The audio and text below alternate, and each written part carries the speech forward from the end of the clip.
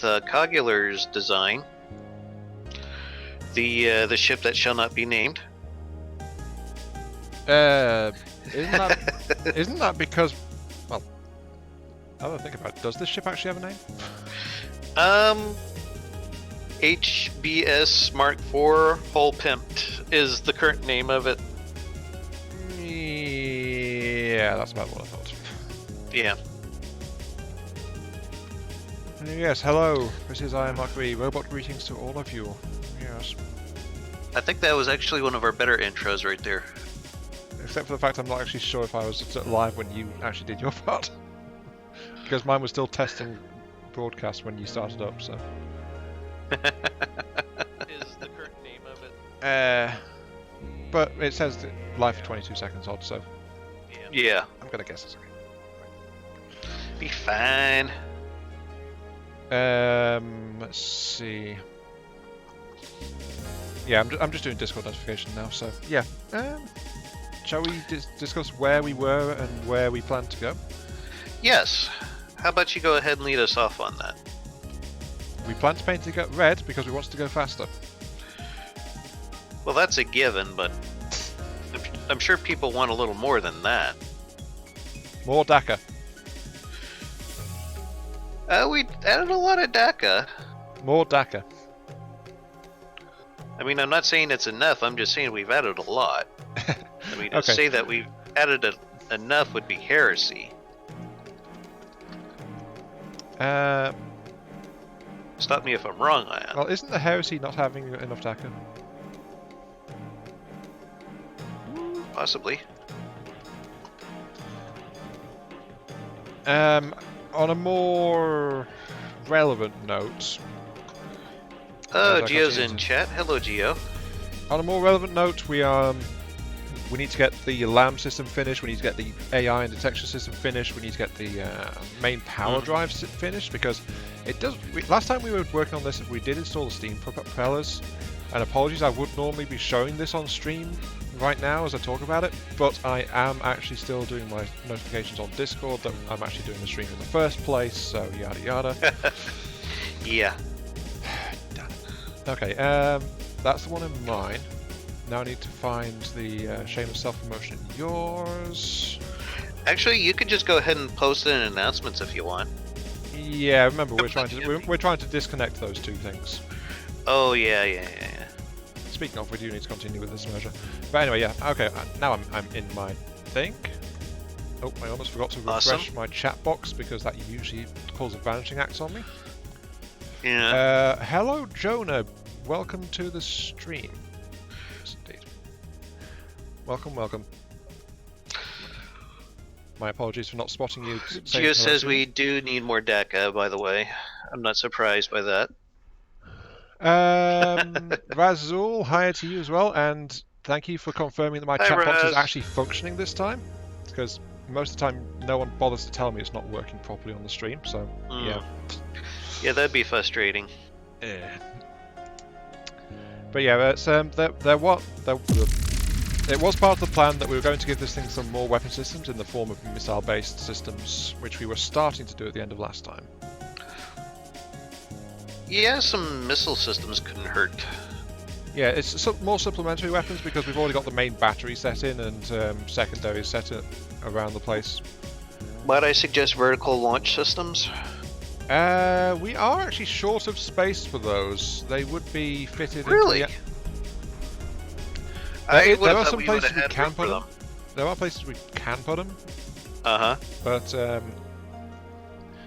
towards the actual center of the ship is somewhere we can't really do it because that's where the main citadel is. Yeah.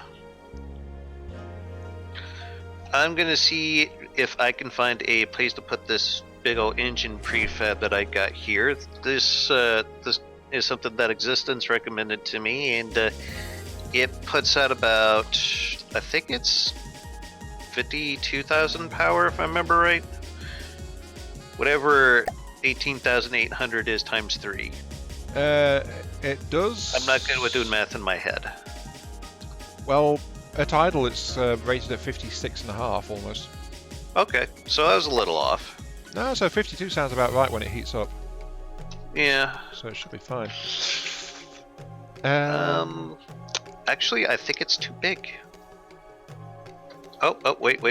There are some larger gaps in there. Razzle says small AA missiles and some medium torpedoes, as well as a bunch of anti-torpedoes. That's something we didn't have, anti-torpedoes.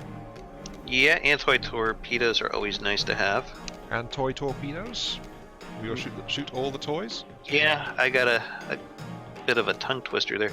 If this engine if the enemy is brings not their gonna rubber fit, ducks, we will not sadly. stand for it. Yes.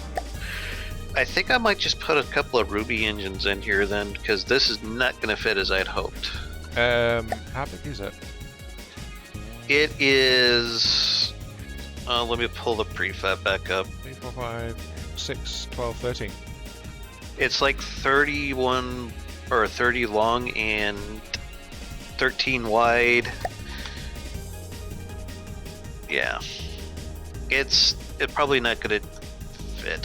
So It would that's need to be at the widest. How tall is it? 5. There is just enough space under the aft section of the system. You think? Yeah. Okay. What are you talking about? There is literally just enough space if we tear out some of the pre-installed decking. Underneath the tertiary aft turret. Yeah, that's where I was thinking of putting it. It's just there's a bunch of crap in the way. I still got the if we tear into the armor a little bit, we can get it in here. Okay. Because it is wide enough and it's definitely long enough. It's just not quite tall enough. So rearranging the armor a little bit will let us get that. How long did you say it was? 30? Yeah, about 30 long. 2, 3. That's 12.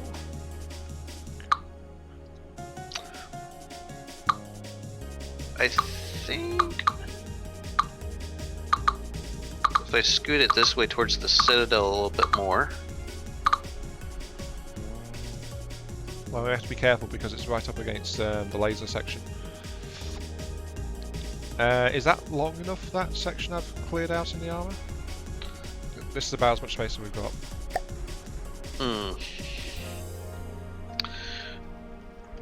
Yeah, I think you could even come in, one more on either side too, and it would still work.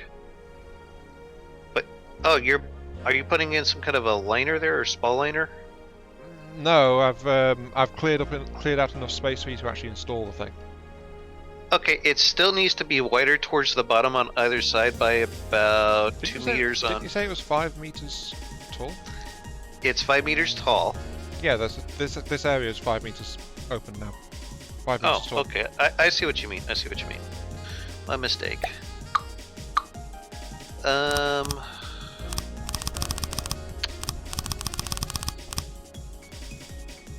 Yeah. I'll slap it in there. We'll see what happens. I'm just kind of reluctant to, because if we had to take it back out, it's a while to cut these engines out. Raz agrees, by the way, with my estimates that 56.4, when perfectly cool, will run about a 52, 53k when it's actually operational. Little Mean and Jason Standella, welcome to the stream. Hello guys, how's it going? Yes, Little Mean, you do see a little bit of AA on the upper decks of the ship, just a tiny bit. And yeah, I did think it was odd to see you this early, Jason, but yeah, it's with the current situation, you're working from home now. I hope that's going okay for you. I am personally one of the unfortunate / fortunate, depending on how you look at it, ones that is counted as an essential worker. Ooh, fear my importance. Yeah, same here. So I get the special piece of paper I can wave in the face of the police to say, hey, I'm actually supposed to be out and about, please don't find me, and stuff like that. Oh, come on, Ian, I thought you were a rebel. I am a rebel, but I can't afford to get fined by 30 to 50 odd quid just for being out and about. Not with that attitude. No, I really can't afford it. Okay. Yeah, seriously.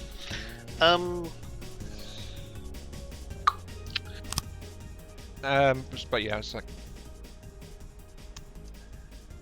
those of us that do have to keep working to try and keep things a bit safe for the rest of us, you know, it's still something that needs to be done. Let's see. Is the plan to encase this thing entirely in metal? Also, are you doing the exhaust right now? Yeah, I'm gonna reroute the exhaust where it goes down through the bottom of the hull. Okay, I'll leave you to do that then. So the engine's all yours. If I mean, we could tear it out and redo it to where the pipes will actually point downwards. I just don't know if I feel like ripping it all back out again because it's so freaking huge. Well, it's fine where it is, honestly. Yeah.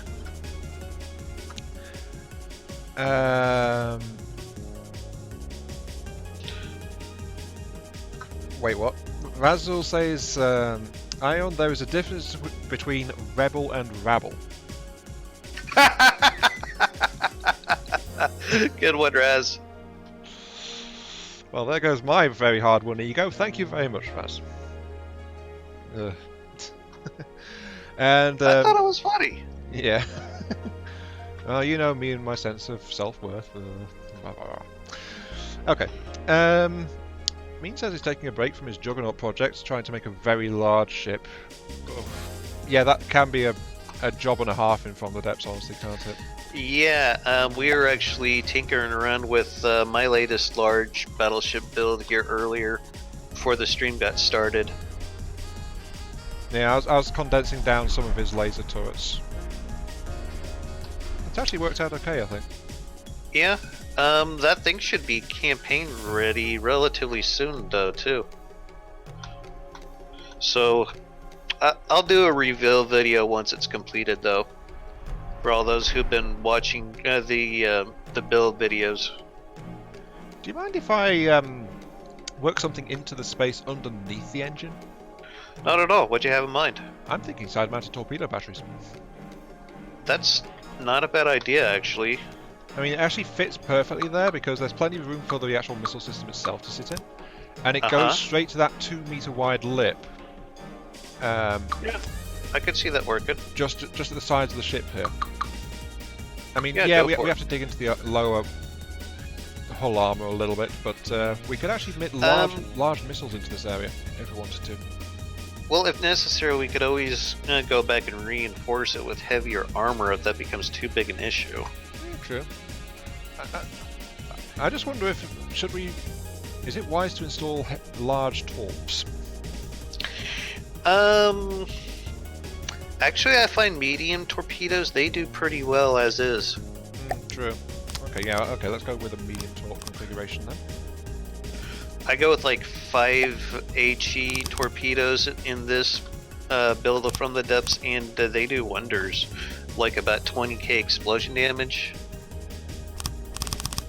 Geo says, quarantine is just perpetual Sunday. Yeah, I can see that, Geo. Perpetual Sunday. Except you're not really allowed to go anywhere. Yeah.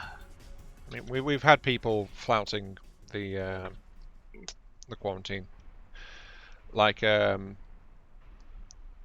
people having parties, pubs arranging for you to sit in and be locked inside with everyone else and have a drink rather than being separated and all that. People going rambling in the Peak District as a quote-unquote essential trip. There was someone who was turned back because he went to climb a mountain in Wales. Really? Yes. What was... okay, whatever. Yeah, right in the middle of the quarantine getting started up. I'm like, what the hell was that guy thinking? Well, he actually travelled partway across the country to do it as well, from what I can gather. So. Okay. So he went and travelled a long way and then did it as well. Well, I was going to say, what's the point of climbing a mountain? And someone in the comments would probably just say because it's there, so... That's pretty much why people do it. Yeah. Yeah. Sorry, sorry, guys, I didn't mean to leave the chat behind. Jonab, what do I work with? I'm frontline retail. So I'm not actually medical personnel, so not the quote-unquote front line. I'm just one of the guys that helps to make sure you can get access to food and vital supplies and stuff by being like toilet paper. Yeah, there was such a that is literally the thing that stuck with me the most out of this quarantine from last week. Was this little old man who came in desperate, asking me if I please had some toilet paper. Wow, desperate, you say? Yeah, he was seriously desperate. As it turned out, I actually did have a pack of toilet paper because I'd had to take it off a customer a little bit earlier because they were trying to buy more than one pack at a time. So, you know. Ooh. That's how bad the That shortage was sounds like a getting. bit of a no-no. People could only buy one pack of toilet paper. We weren't allowing them to have more than that. And even then, it was still running out. Like, it was evaporating off the shelves. It was so bad. I don't know. At that point, I think I'd be running into a McDonald's and stealing a bunch of their They're shut. napkins. Yeah, they're shut. Hmm. All at McDonald's are shut. Ours too. Yeah, he was so relieved and just saying thank you. He'd run out completely. So he was just so glad that I happened to have a pack of toilet paper. He bought it then and there. Even though he was actually wanting to go and get some money from a cash machine. But then the thought that someone else might spot that there was toilet paper there, he just went and bought it straight away. Can't say I blame him. But it's like, my reaction is, he shouldn't have been put into that position, but all the panic buying and such kind of forced it on him. Yeah. So that's why it's really stuck in my mind a bit. Anyway, sorry, I didn't mean to go on a rant. Where was I? No, you're fine. I'm going to install some anti-torpedo defenses back here while you're working on that. Okay. Oh, Mean says his dreadnought is actually in Space Engineers. Oh, okay. So yeah, kudos to you on that one. Space Engineers is a bit trickier to build big. Yeah. Especially since it doesn't have as many developed systems, if I'm honest. That's true too.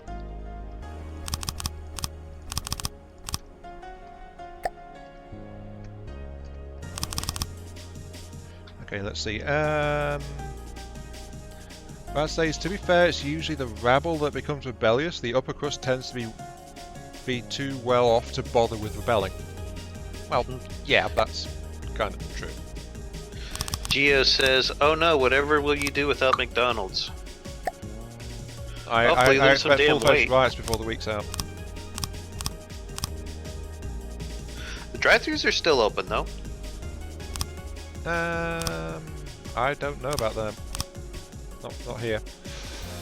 I do know, however, that all public toilets are closed. Really? Yeah.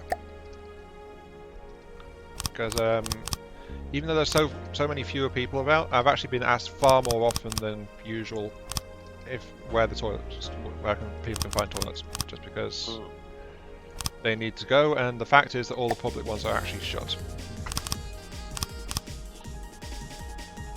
So it kind of sucks to be them for that, but there's not much we can do about it. Yeah, where are the poor bums gonna pee? Oh, those guys have it worse off, actually, in all this. Let's see. Raz says that he finds a higher fire rate of mediums to be more useful than the higher damage per torp that large ones do, especially versus enemy anti-torps that tend to make short work of large ones. Fair point. Accepted missiles. Actually, that's something I think we should do, Dama. What's that? Have a large missile system installed somewhere. Even a small one, but still a large one. A small, large one. You know, you get what I'm on about. Yeah, I get what you're saying.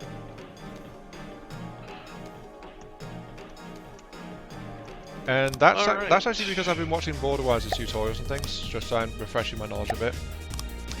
And he makes a good point that a large missile is far more easily detected than mediums and smalls.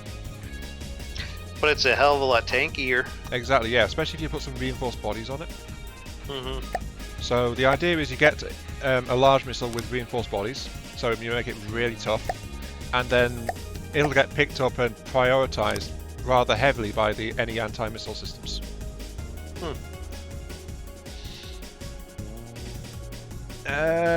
Yeah, sure, Raz, that's fine. I understand completely. Yeah. Do you have to go? No.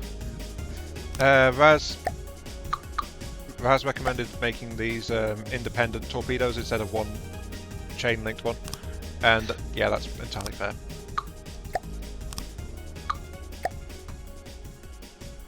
So yeah, I'll just a quick little workaround here, and there we go. 2 separate torpedo systems sorted. Yes, indeed. Little means toilet paper fort will absorb all. That is literally what I said when I found out people were hoarding toilet paper. It's like, no doubt they'll be laughing at us from their fortresses of toilet paper when the rest of us run out. That's literally what I said to someone.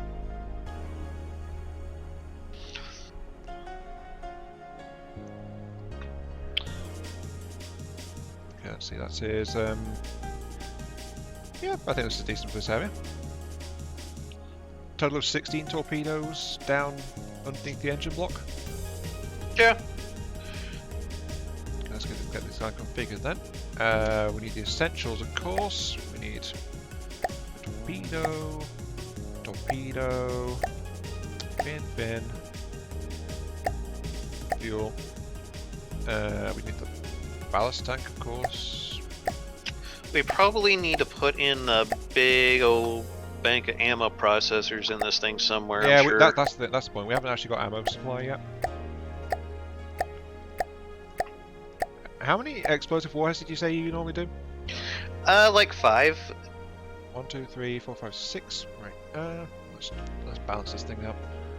I usually find like a 7-meter long torpedo does pretty good because that gives you enough room for 5 explosive warheads, all the fuel you'll ever need, APN if you want it, and these are one block ballast. shorter actually. Huh? These are 1 block shorter actually. Oh, you going with a 6-meter? That's what I happen to have space to put in. Yeah. Oh, okay. You could just bulge that section out just slightly to make them longer. Yeah, that's just what I was throwing just that out thinking. there. I was just thinking, but yeah, okay. That says ideally with a bulkhead between them. Yeah, there's actually a meter gap here for a bulkhead, so that's fine. There will be a bulkhead. It won't be a thick one, but there will be one.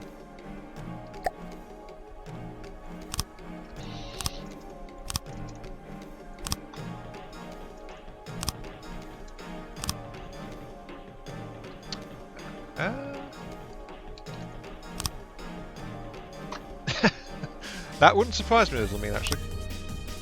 Oh, what's he saying? Okay. What Mean is saying is, do you know about this aluminium or aluminum for you Americans block that used to be very precious in the English treasury? It will soon be replaced by a toilet roll. Yeah. Yeah, it's not going to be the gold standard, it's going to be the toilet paper standard. And it all comes back to paper money, I guess. Basically, yeah.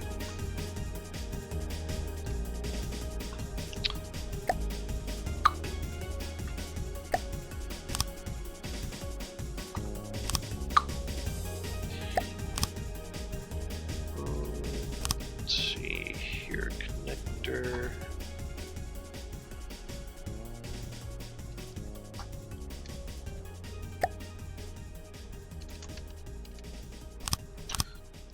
AI, wireless receiver, there we go.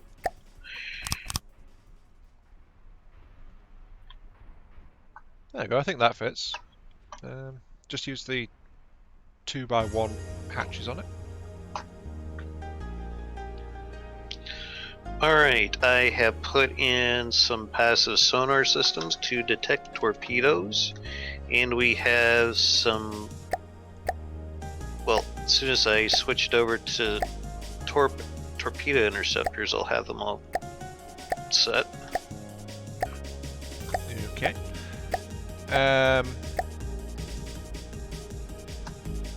Raz strongly recommends target prediction or APN torps. They are so slow that they bring a lots of benefit. That is very true. And I am going to accelerate these things too. I've been finding that some of the best torpedoes so far is using remote guidance and with a thumper head on them. Yeah, just to get the higher velocity under the water. Well, not so as much that is it increases its health pool to where it's a lot harder to counter, and a lot of campaign craft, especially in 2.4.9, they don't have a defense against it. Yeah, a thumper head adds like a couple of thousand hit points to it. Oh yeah.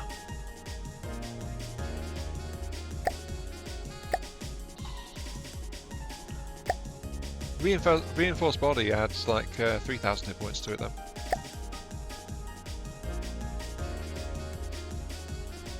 So I guess it depends on what you're prioritizing.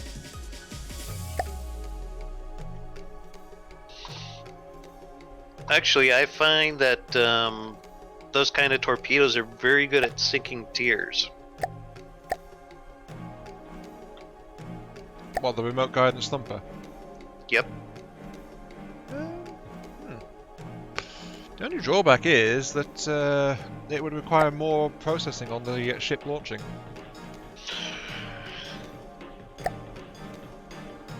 Yeah, but having a weapon system that the tier can't counter, I think it's worth it. What's the tier's defensive measures like? Is it active interception, or is it like trying to spoof the sonars or something? Bit of both. I know that its LAM system can target and intercept them, and it does launch like a sonar decoys, so yeah. Okay, right. In that case, this is a big boat. It can afford to splash out on some remote guided torpedoes, I would say. Torpedo prop. Let's boost the thrust up. If you don't mind, I'm gonna put in. I put in a bulkhead for you there. I don't know if you're considering spanning out that way any further or not, but there we go. 60 meters per second on this torpedo. ooh, that's not bad. Speed goes.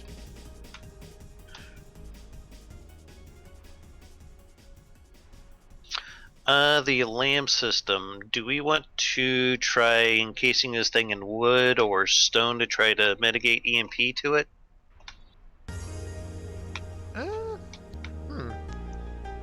Good question.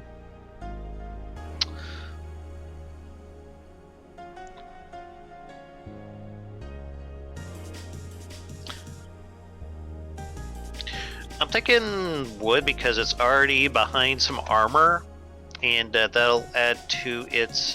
If we use slopes, then it could serve as spell lining as well, couldn't it? We don't really have to worry too much about a spell liner because there's a huge air gap between the. Actually, there's a few air gaps. Because it's like he's got a torpedo bulge on the very outer hull. So.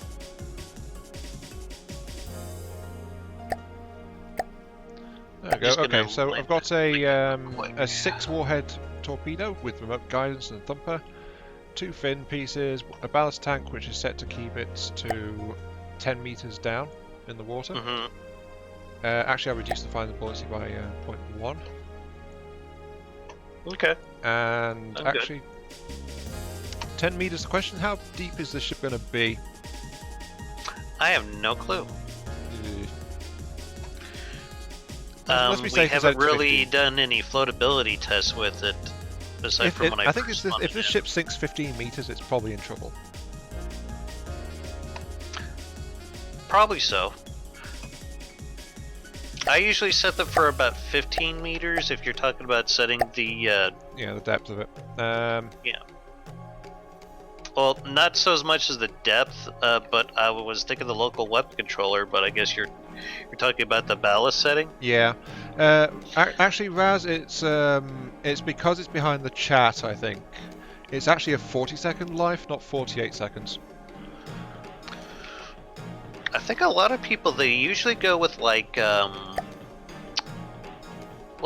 meters, and usually works out pretty well for them. Yeah, 5 is like a nice fast firer that's pretty flexible. Yeah. But yeah, it's default life of a medium missile is 20, and then if you convert it to a torpedo, it doubles to 40. So that's. I usually don't put a buoyancy setting on my torpedoes though, because I want them to be able to hit submarines. So yeah, that's it's what it aims towards, but it will overcome it by angling with its torpedo propeller. So that is true. So it's just like you can if it's like one of the things I did is negative buoyancy on it, so it's by nature slowly sinking. That means as it gets close to its target, it's naturally going to be sinking underneath the target and actually angling upwards. So it's more likely to come up underneath the middle of the ship rather than just smash into the side of it. Okay. So little things like that. Alright, the lambs area is completely encased in wood right now. Raz says that he's found setting the float depth to 0, but final buoyancy to as low as it can get works best for... Oh, I've never tried it with that configuration. Alright, nor have I. Okay, fine. I will be guided by the master. 0 buoyancy, 0 final float depth, and it'll drop at half the rate of gravity. So yeah, same for these. Did I copy that to all of them? I did not. Sorted. Right, we've got that set. So, what about? I think AIs. What about AIs? What have we got for AIs? Do we have it?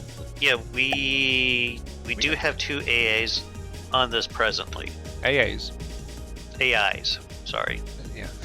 Where are they? I don't know why I'm getting so tongue-tied today. I have no clue if I'm to be honest with you. Lost AIs. Rewarded found. A quick shot to the back of the head. For discovering state secrets. Or something like that. I'm just kind of putting in some wooden bulkheads right now.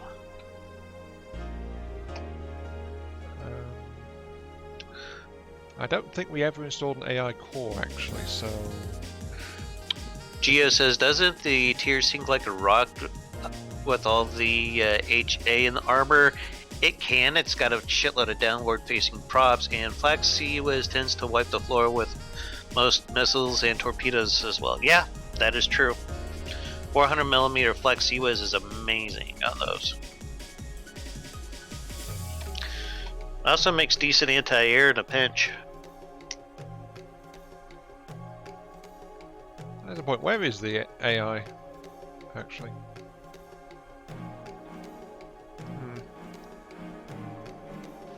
Is it not around the Citadel?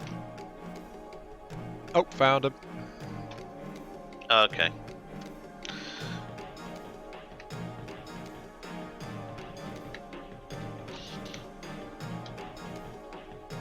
Okay, right. Geo says, would you tell Dammer to read his chat again, or shall I post questions here too? I was just reading my chat. Jeez, Geo. You do know there's a delay, don't you? Dammer, go read your chat. I just did. Yeah, I found the AIs. They're in this big block of heavy armor, which I think came pre-installed with the ship when we got it. Because honestly, the AIs are... I'm not sure why this got this configuration, but it's mostly empty. Right. Though Geo does say that he does the same kind of torpedo as Raz. Okay, so we've got 2 main frames. We've got the main battery guns. We've got so we want 1 AI for main battery, right? We want another AI for those twin barrel APSs. Are they secondary cannons? Do you think? Yeah, they're secondaries. What are they meant to go after the same target as the primaries? I don't even remember what the hell I had them equipped to shoot. Hopefully something that Been goes so long. boom. Yeah, I imagine since they're low gauge, probably either flak or quite possibly frag. At the very least, I think we want one primary target AI and one anti-aircraft AI, don't we? Yeah. Since I the think AI I'm going to start wiring up the LAM system.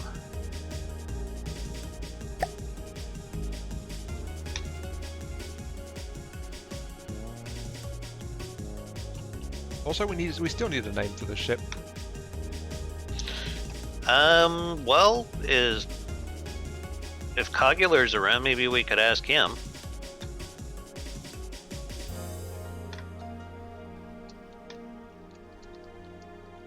I've not seen him in my chat. Have you seen him in your chat?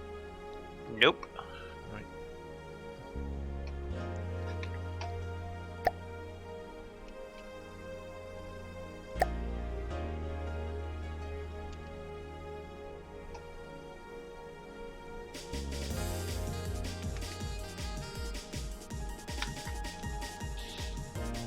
Okay, we will need to go around setting channels and everything for all this. Mm-hmm. So the main battery AI is going to be channel 1, Okay. and the anti-aircraft AI is going to be set to channel 2. Okay. That sounds fine to me.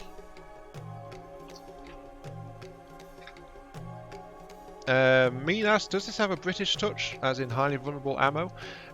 We don't know yet. We've not really installed ammo. I thought there was some ammo installed on this before There's we only got there is some, but there's only a small amount. I think we Yeah. put it in just for loading the weaponry, which is admittedly why you would install the ammo, though, isn't it? Mm.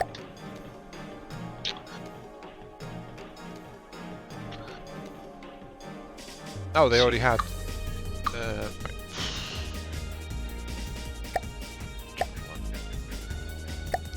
Two. There is actually more space in this area than I thought there was. Neat.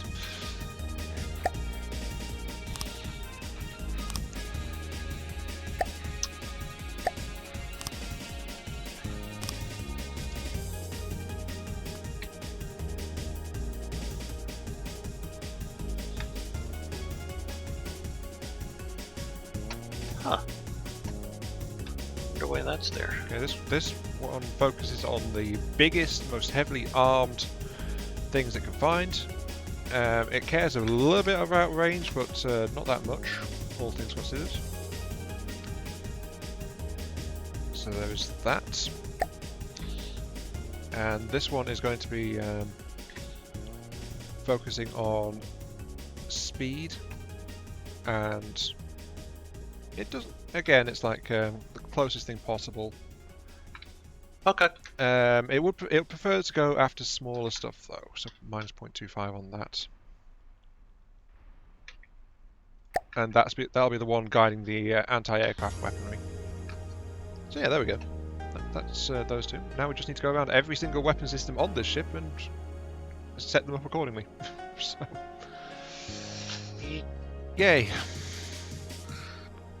I think that's the right term for it, isn't it? Well, setting up these lambs isn't going to be a walk in the park either. Easy in finding all of the weapon controls. Yeah, and the copy and paste doesn't seem to work 100% of the time. I've just remembered. Yeah, for settings, you mean? Mm-hmm.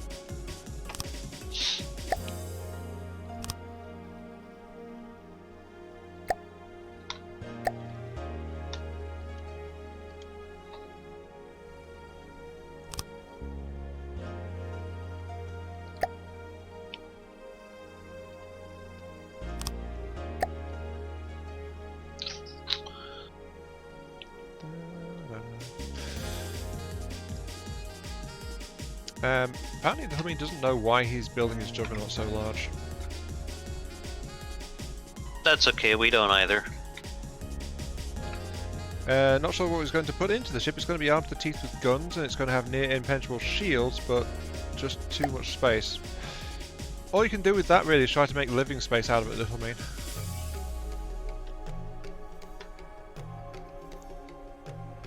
Especially it depends on what kind of DLCs you might have installed. If you can get some of the more cosmetic options.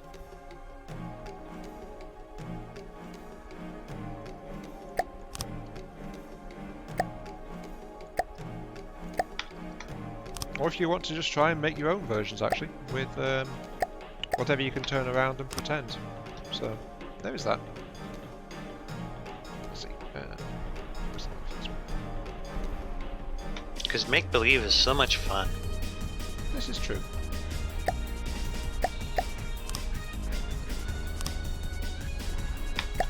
Should we do make-believe as we do this? Actually. Yeah, I'm gonna make believe I'm a millionaire. What? That's not exactly the topic I want to make believe about, but yeah. Really, what would you want to make believe about, Ian? Don't get me wrong, I wish it was true, but I also know for a fact that it's not something that appears because you dream about it. I don't know. Well, I figure if you're gonna dream, you're gonna dream big. Damadoc. A mysterious check has appeared through your letterbox. It claims you are the heir to a fortune and may claim many billions of dollars. What are you going to do? I'm gonna buy Brilliant Skies and fix from the depths. Okay. Your acquisition goes off with only a few speed bumps. You gain control of Brilliant Skies, and you have control over the fate of the developers. How will you fix from the depths?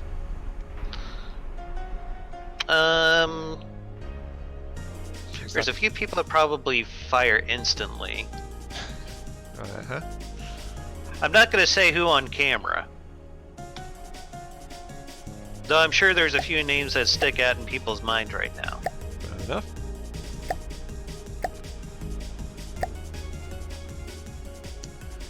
Okay, it works. The undesirables are purged from the company, and this goes well for about a year. Then you receive a message that people playing from the depths are turning into drooling, glazed-eyed individuals. Something is amiss.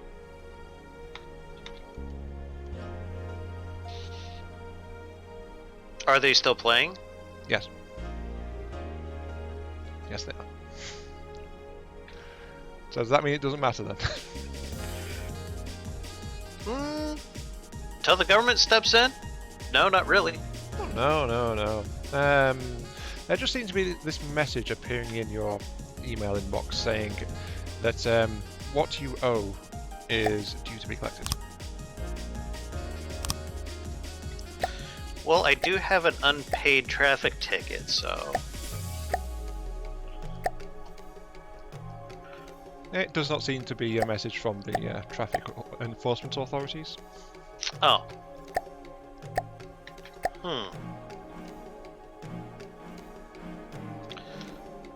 Is it the devil? You don't know. Could be. But there is no scent of brimstone on the paper, so...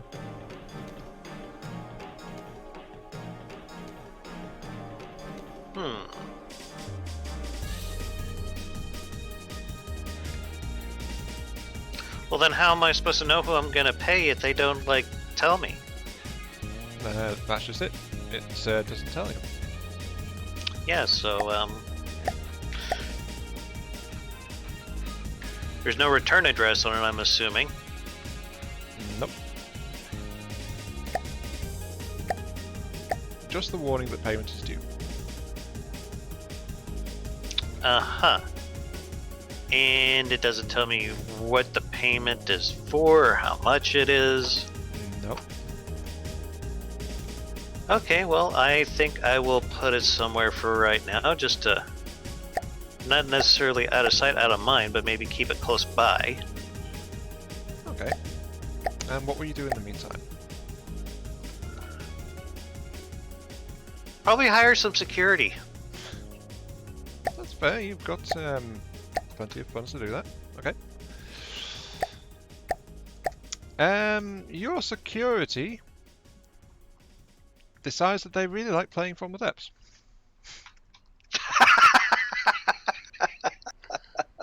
And are often found doing so in their nicest security rooms when they are supposed to be on shift.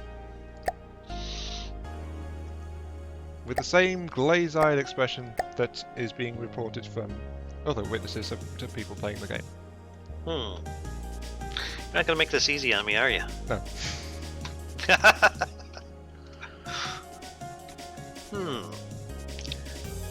And I'm assuming the same thing's gonna happen if I just fire him and hire new staff. You don't know that?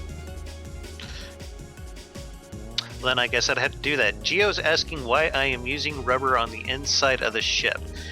Geo, that is because rubber floats and glass doesn't float near as well. Also, rubber is considered non-structural, so it will not spawn hash fragments. That's why I'm using rubber. Hello Bapple, welcome to the stream by the way. Bapple says those missiles and gunners on the side are nice. So Bapple likes all the weaponry that's been bolted onto this thing, it seems.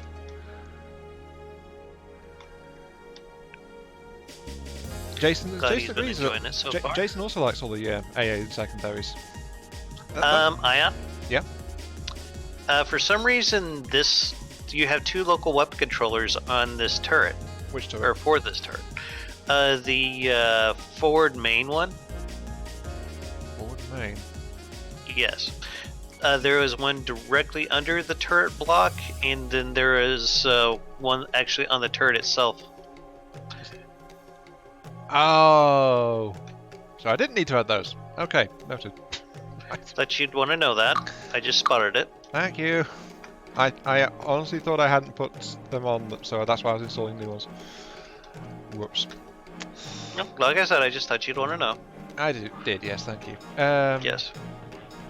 By the way, your new staff are also going glass-eyed and sticking their ships to play from deaths.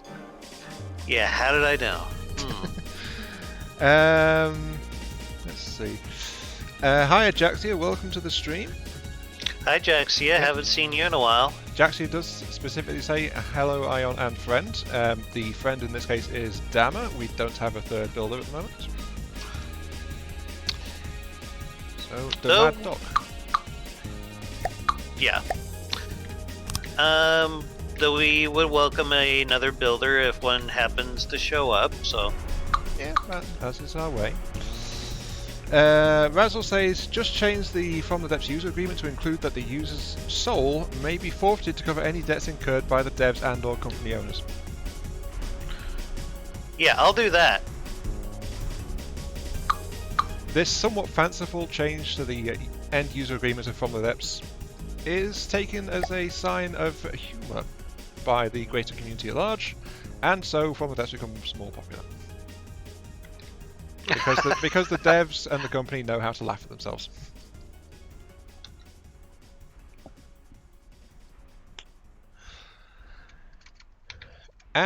A new invoice shows up in your letterbox saying that the debt is to be collected in 1 week's time. Again, there is no sign of who may have sent this message or when or how it appeared. Okay. Jaxie says it's a cute BB we've got. Thank you, Jaxie. I think it's turning out quite nicely, honestly. Oh, I didn't configure the upper deck guns, I don't think. And Jason says that he was going to submit his battleship project, but he's not happy with the layout at all. Do you mean with your battleship, Jason? Because that's the kind of thing that Pimp My Boat actually accepts as a target. Geo says rightmost use wood to uber nerf the spalling. I'm guessing he's talking about me putting in the rubber spall liner from earlier. Ah, okay. It's something that I've experimented with in the past, but I really haven't done any test work. But in theory, I think it would be superior to wood. I don't know what the quality is of projectiles generated from rubber. By the way, all users from the depths have collapsed and they are now vegetables. If it's a hash. Because it's not considered a structural block. Oh, are you not playing anymore, Dan? Oh, I'm sorry. I thought we were still talking about spall liners, so... Nah, but I kept on with the thing. But it's okay. Fine. It's fine. Let's see. I just figured you might have one more lamb system. I just figured I'd try some things. But we've seemed to have hit a dead wall, folks. So Dama, the owner of Brilliant Skies, is not interested in playing. No, go on. I'm kind of curious to see where this is going to go. Well, as I said, all players from the depths have now collapsed in a vegetative state. Since you did nothing after the reminder that the bill was due came through. Uh-huh. And this means there's no one playing from the depths anymore. I'm also wondering what this heavy armor barrier is for. What heavy armor barrier?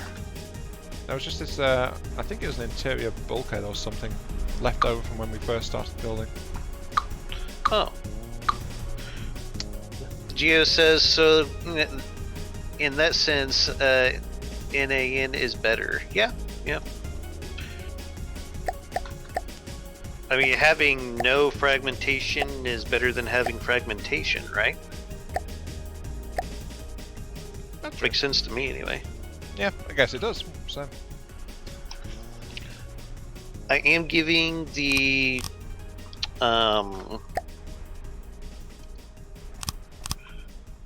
laser transceivers just a little bit of armor and some surge protectors to try to mitigate any possible EMP.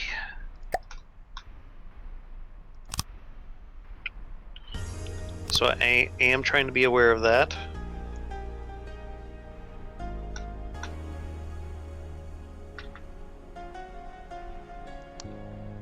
Let's see.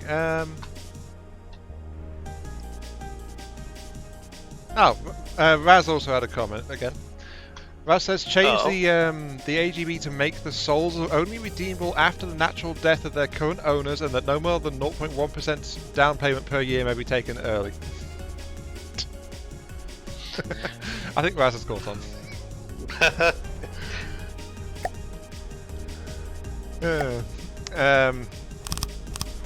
Though sadly, Dama lost track a little bit. Also, there's a message here for you, Dama. Yes. Jax says that he watched your FTD campaign with Meister on Ashes of the Empire and loves your 40k tank. Oh yeah, that's available on the workshop right now if you want to tinker with it.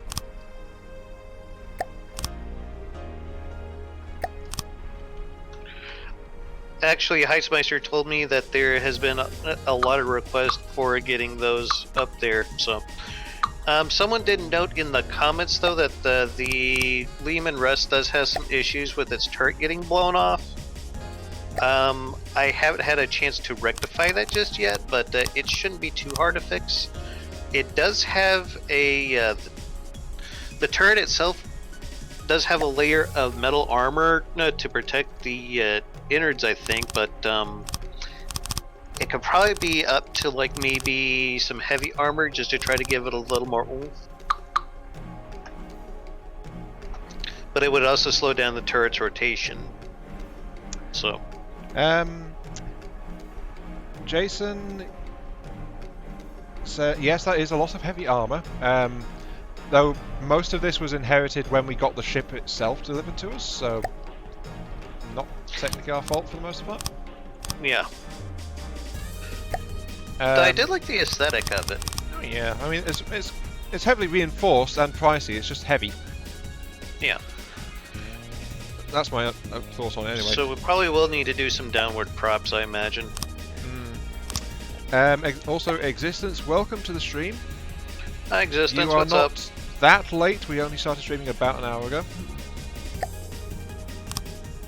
So I guess you are fairly late in that context, but it's not been too bad.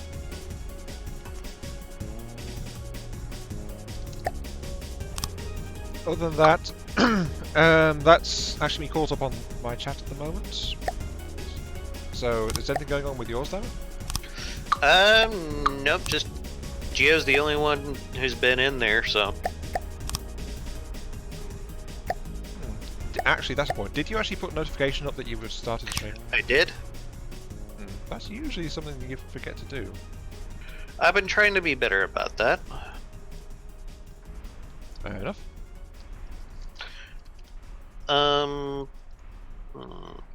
Yeah, we can totally do that. For those wondering, by the way, these big guys are meant to be like more of a decoy than an offensive big missile. So they're actually really short as far as big missiles go. So that's kind of what I'm doing here. I am installing some downward facing props, and that way when we go to test out its floatability, we'll at least have something. Pretty much, yeah. I'm trying to incorporate them into the hull, so then that way they don't stick out like a sore thumb. That in Cogula, his hull is a little thick, so at least the bottom of it is, so. This thing is it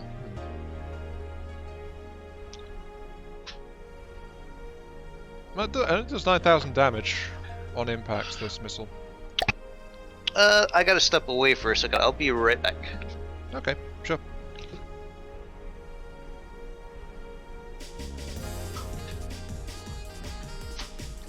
Let's see, your project Zero has more heavy armor.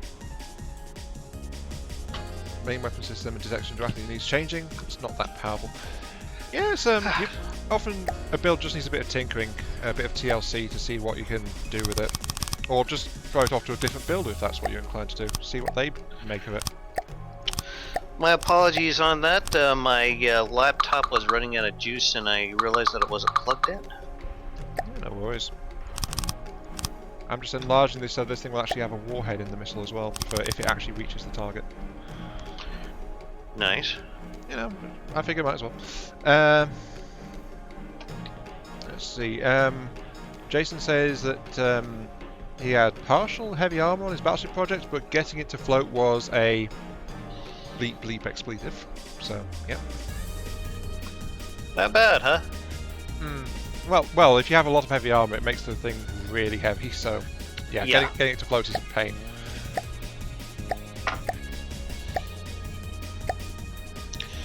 Do we have an altitude setting or an altitude PID? No, we don't actually have any PID systems installed yet. You're installing the first, so. Okay then. Yeah. Raz is suggesting that we set notification an hour early on such on YouTube. Since the platform takes a while to pass those around to subs, with that buffer it might work out. Yeah, some notification would be a good idea. I just got out of the habit of that when I stopped doing regular streaming. So that's why I've not done notifications for quite some time. Well, if that's something that we'd like to try to do, I would be all for it. Yeah. I'd be fine as well, honestly.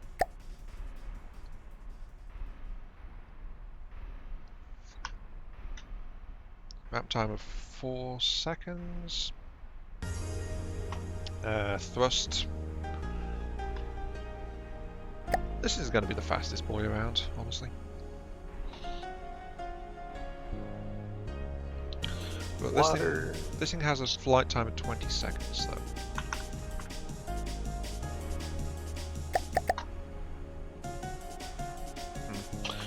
Alright, I have us some propellers to try to hold the ship up, though I imagine we might need more. Oh, actually, that suggestion from Raz on notification was actually aimed at you, Dema. I had a feeling.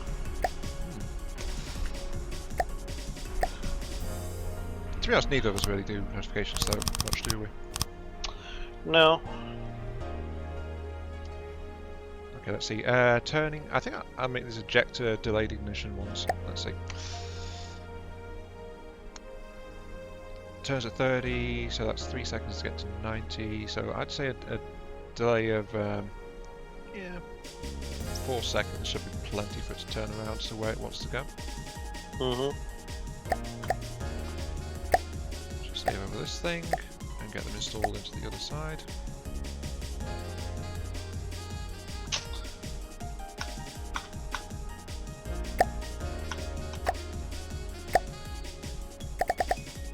Okay, that should be good.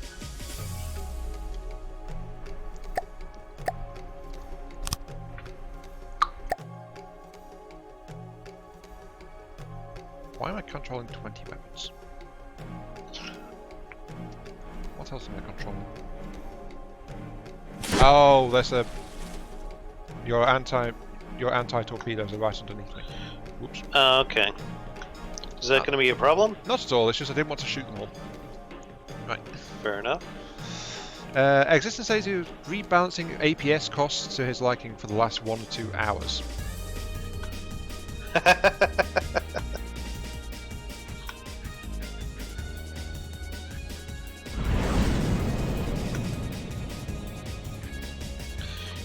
I have been considering putting a suggestion up. If you guys would be willing to vote on it, basically I want to try to bring back a lot of the modding options back into the modding UI. From what I've been told by several people who do modding and from the devs, a lot of those options are gone. So I'm not quite sure as to why or how or what the reasoning is, but I'd like to see those put back in. And I don't know, maybe we can quote-unquote correct a couple of things that we don't like. So I'll put a link on the Discord if you guys are willing to follow up with that and vote it up for me.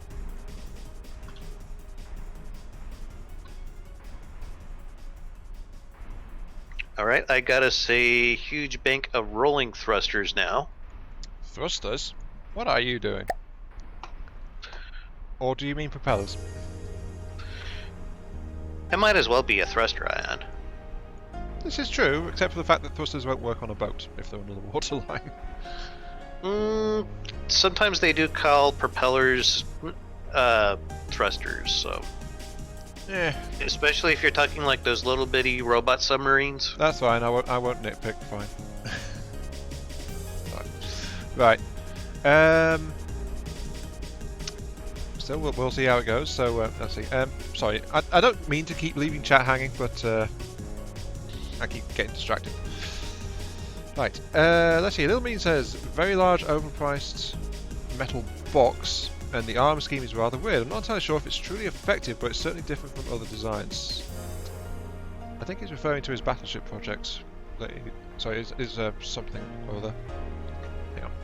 What is Mean referring to? Yeah, his 0 hour project. He's continuing on about that one. So yeah, that's yeah, it sounds like Mean was being experimental with it, if I'm honest. Okay. Raz says he still loves the crabs and turrets that I made for his battleship. Thank you, Raz. I'm glad you like them. It took me a while, but I got around to building those treble barrel crams for Raz's project that he asked about when we did our first episode. Oh, on this one, and I read it, and I did. Well, or was it the second? When I designed the crams for this ship. Yeah, I think that was the first one probably. Then the last comment I think right now is Raz say just enable hover for control. Enable hover control for the regular ship AI, and it'll handle it just fine. I'd never tried that one actually. I never thought to try it that way myself, to be honest. Yeah, he does have a fair point though. I just need to find an AI block to do things to the AI.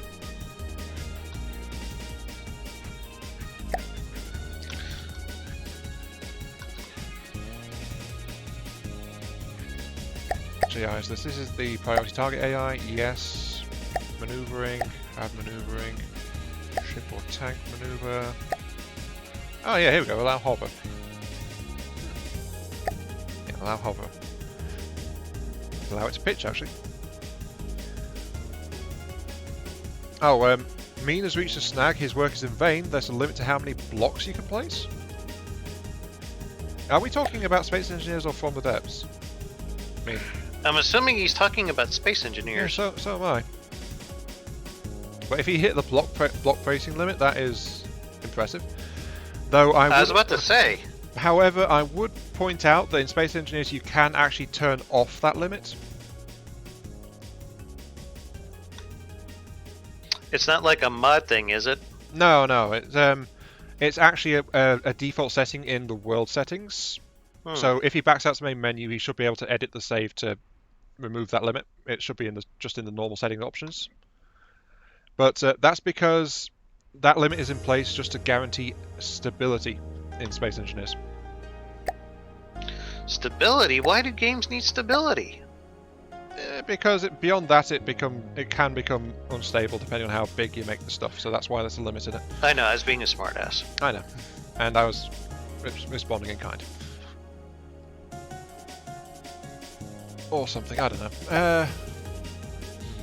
I put in a big old bank of batteries right underneath the lamp system. I figured since I've already got it surrounded with wood, it'd benefit from the EMP protection.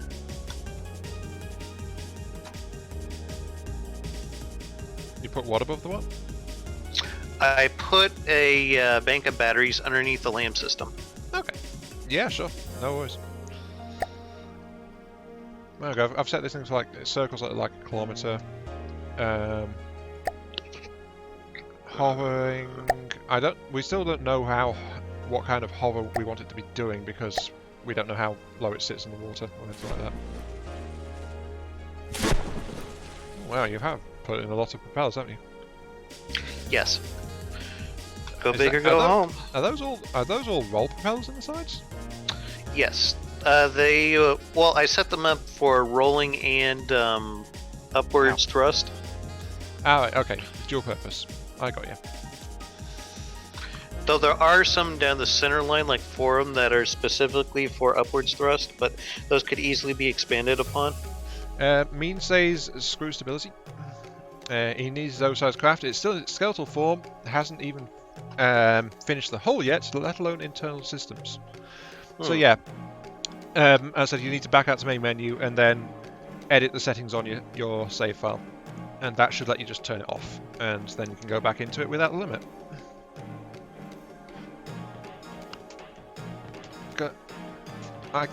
Unless it's like locked on world generation or something, but I kind of doubt it because every other setting can be changed after you've actually started a save.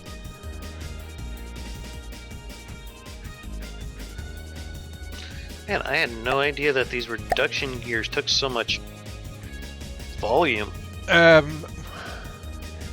Depends on the size of the system, but yeah, massive systems take up a lot of space.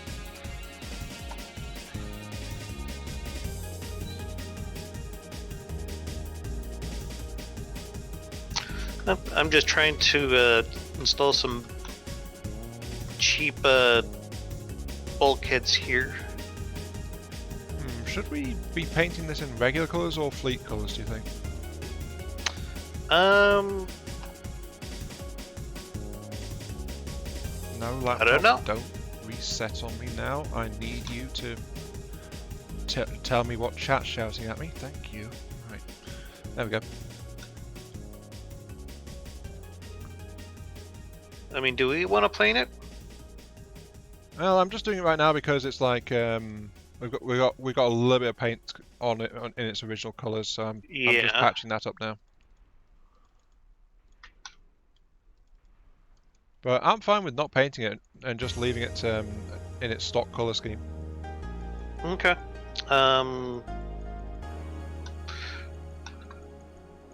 See here. Resource. Mirror mode would be helpful.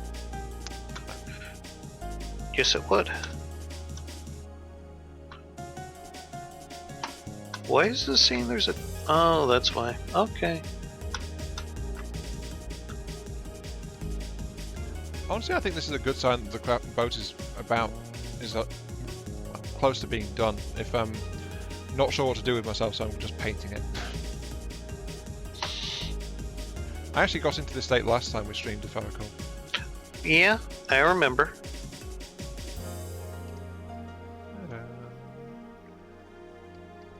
Besides, to be honest, there's nothing wrong with its existing colour scheme. It's just like real world reds underside. Yeah, I would have done the red just a little bit darker myself, but... It's just on the default paint 1. Mm-hmm. If I switch to paint 21, what does that look like? Like that? Does that look better? No? Hold on. On the nose. Yeah, actually, the darker red does look better. Okay, yeah, some more contrast there. Sorry, I was trying to figure out why the hell this air pump isn't working as intended. Yeah, no, it's... Actually, this is something I wish FTD had from Space Engineers. Oh, what's that? Paint tools. Yeah? Because Space Engineers would let us paint this a lot more easily. There's actually a few features from Avorion I'd like to see in this as well. Yeah. I mean, game development doesn't happen in a vacuum. So it's like, you can see ideas implemented in other games and learn from those. And it's generally a good idea to do so.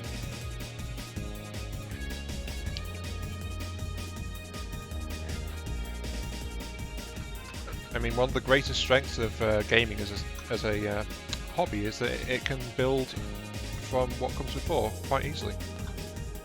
Mm-hmm. And technically, that's what an entire genre is, if you get down to it.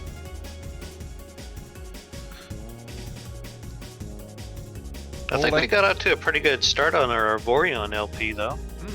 Yeah, we did. We did get blown up, which is, well, arguably a good start. That's always a good thing.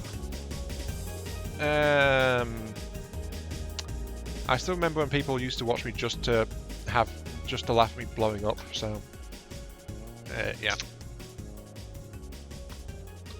Well, that's kind of mean.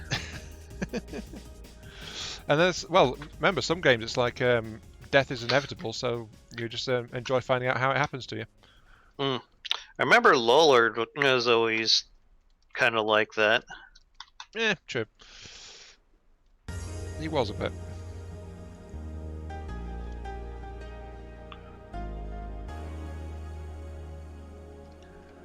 And then there's games that are just built around it, like Darkest Dungeon. I don't know if you ever watched when I was streaming that, did you? I don't think I have, but I've seen a lot of people play that game, and it looks insanely hard. It is, and death is very, very likely. And what was going on was that I would be naming... That the narrator's a bit of a pessimist, but... True.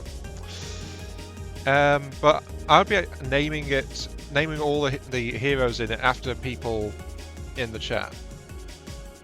And then sending them all to their deaths, basically.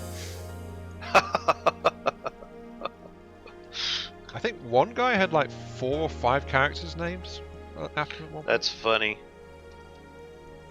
Well, it's how that game goes, so yeah.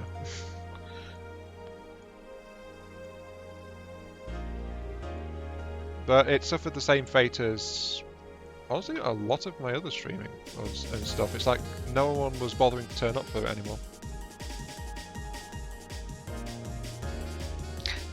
People are finicky sometimes, Ion. This is true.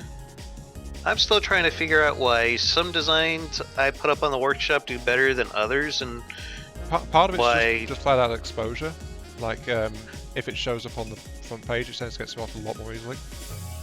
yeah, I know that little submarine that I had, the Batfish, it did a lot better than several designs that I put up. And it's just like a little bitty scout submarine.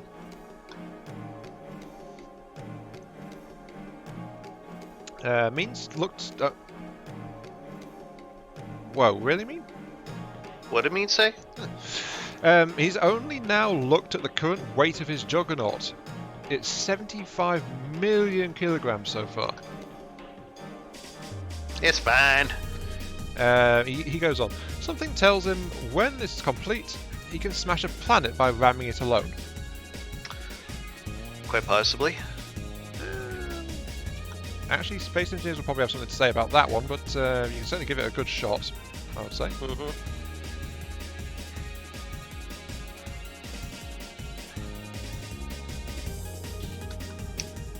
Let's see here. Let's see.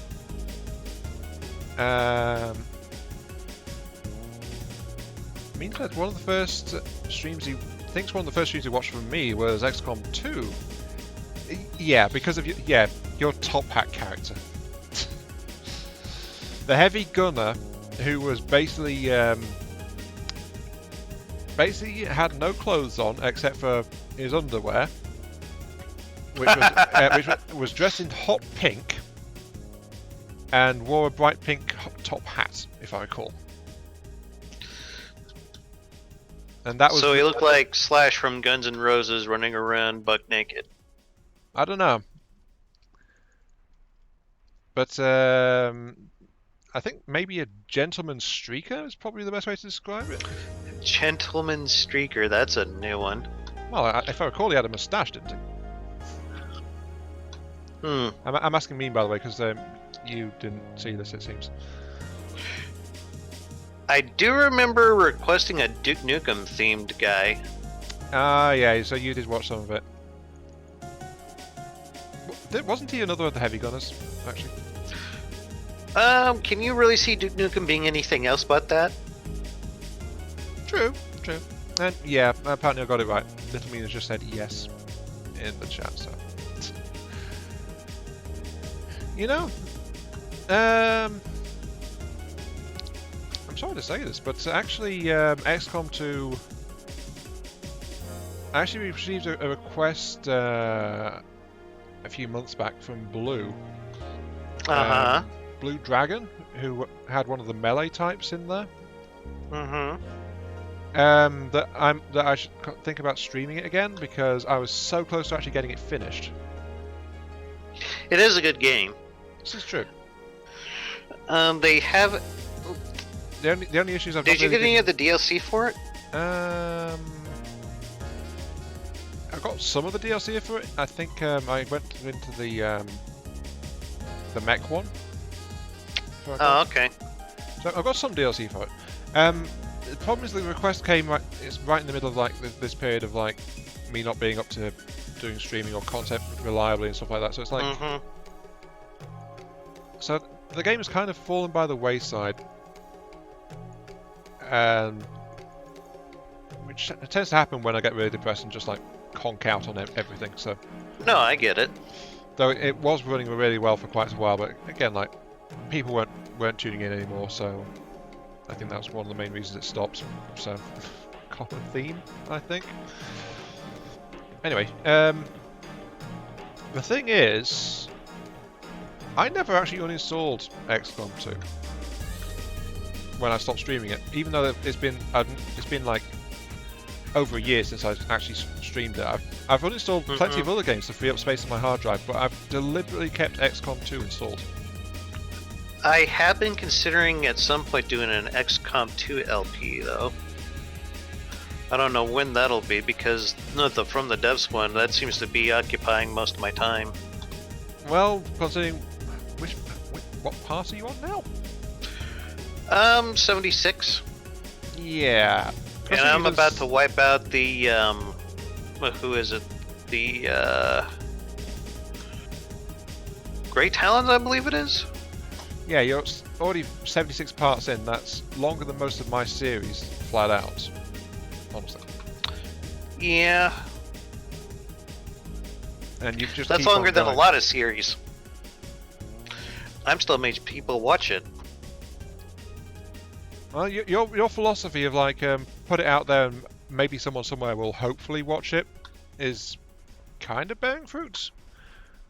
Though from the numbers I've seen, it's like viewing fluctuates a lot between individual parts. Mm-hmm. Like some parts get a lot of views, and other parts get like less than half of that, and it just like it's bouncing back and forth from what I've seen. Yeah, I'm not quite sure what the variable is on that, but whatever. My theory is it's the same theory I gave you like back when you first started putting them out. You're just uploading them so fast, people aren't keeping up with you. That could be the case, yeah. I could see that. So I think what's going on there is just like they're tuning in to watch it, but they just go, oh, I'll just watch the latest one and see what's going on. You know, rather than like trying to follow it episode by episode, play by play, battle by battle, just absorb the entire thing. They get the notification of the latest part and they just go and watch that. So, well, if that's their prerogative. That is their prerogative. This is very true. But I do think you're just like actually harming your overall views with how quickly you're doing it. Okay. Now that said, you did slow down a bit of late, so. That was more out of necessity than anything. It is still at I think at a healthier level though. So the rate that I've been uploading the build videos for the Rex Mark II, that's probably been a little nuts. How have they been doing? I've not really seen the figures on those. I don't know off the top of my head. Oh, I got a text from Razul. Just changed the What? Razul is telling me something over Discord, the roleplay thing that we were discussing earlier. I just saw it. Oh dear. I was pretty hard on task. Yeah, I noticed that. That's why I stopped really. Oh. But my brain only does so much at once. No offense. None taken. But yeah, I just thought, you know what? Let's try throwing a bit of casual roleplay into this and see what the heck was going on. Though I think Raz caught on to things a lot better than you did. Probably so, yeah. But it's kind of hard to build and talk at the same time. At least that's something I noticed doing the build videos. It depends, honestly. I was doing okay trying to keep it going at least at a casual level, but I think you were more focused on just what was going on. But yeah, Raz caught it though. It was like what was going on was actually like people getting their soul sucked out of them for what it sounded like. Yeah, the From the Depths was being used as a vessel to suck the souls out of living and feed them to some Cthulhu god kind of thing. Nice. And that was the payment for the money you were given, the souls of those affected by your decisions. Okay. So you know, random thing. So yeah, Raz, congrats if you're still listening to this. You picked it up pretty well. Though sadly the EULA changes wouldn't have been binding because they were written by mortal hands for mortal hands. So.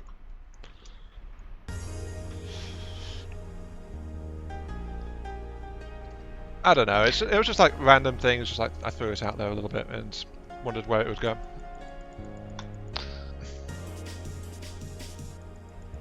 What's our ammo? Whoa, we have like no ammo storage whatsoever. We never installed ammo storage. Well, I can fix that. Beyond what was needed for testing weaponry. That's okay. I can fix that. Go fix it, my minion. Da, comrade. Ah, I really need to put up part 4 of that. I enjoyed watching it, to be completely honest with you. To be honest, apart from the guy who said well done on every video so quickly that they couldn't have watched it, yeah, yours was the only feedback I was getting, so...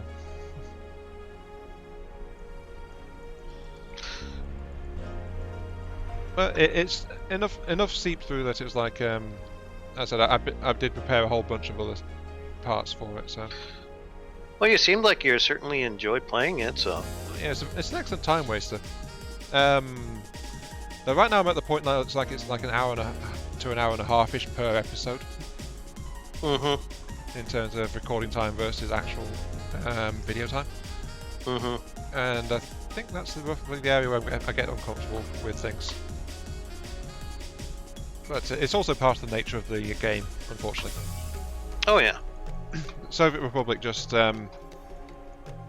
flat out, it's a game that can take time. No doubt.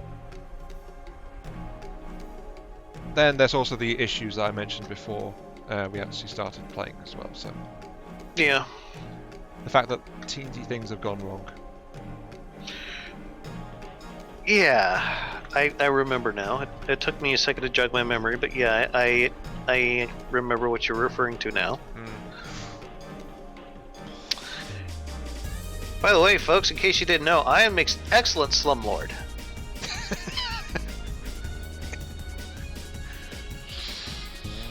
I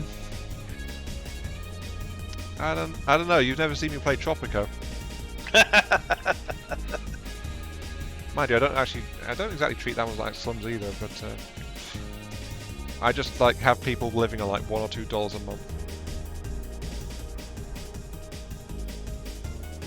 I know I've mentioned this in streams previous, though it has been a while.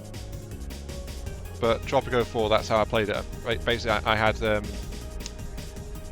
most highly paid workers would get like $3 a month.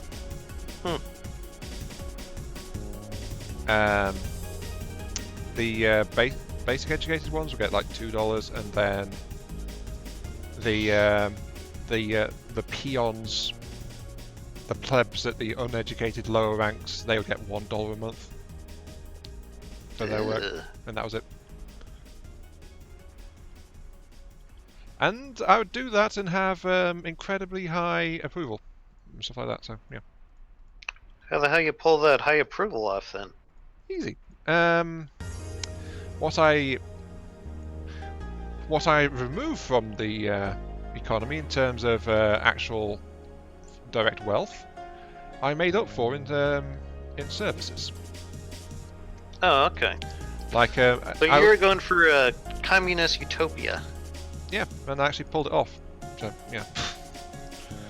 Like, I would actually have tenements in that game for people to live in, and they would actually be decent quality, and they would be free, so anyone can live in those.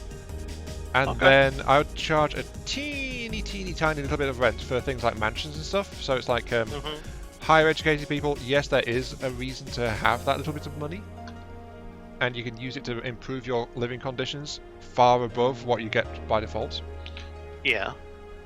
And there was that, and then also things like they wouldn't have to pay for bars, they wouldn't have to pay for food or entertainment or anything like that. It would all be free of charge. And in return, get off your lazy butt and go and work in the factories for me, please and thank you. Ignore the armed guards outside the gates, because to reach that point, I would need armed guards and barracks and things just to stop the rebels trying to overthrow me, because they were aligned to different political ideologies to mine. So I'd just like I'd let them do that, then they'd come and attack my my palace, and I'd have to have them all shot. Democracy at its finest. Right. Yeah. But the end result would be an incredibly happy and productive little island nation. So, you know, there must be some reason that it worked. Well, kudos for that.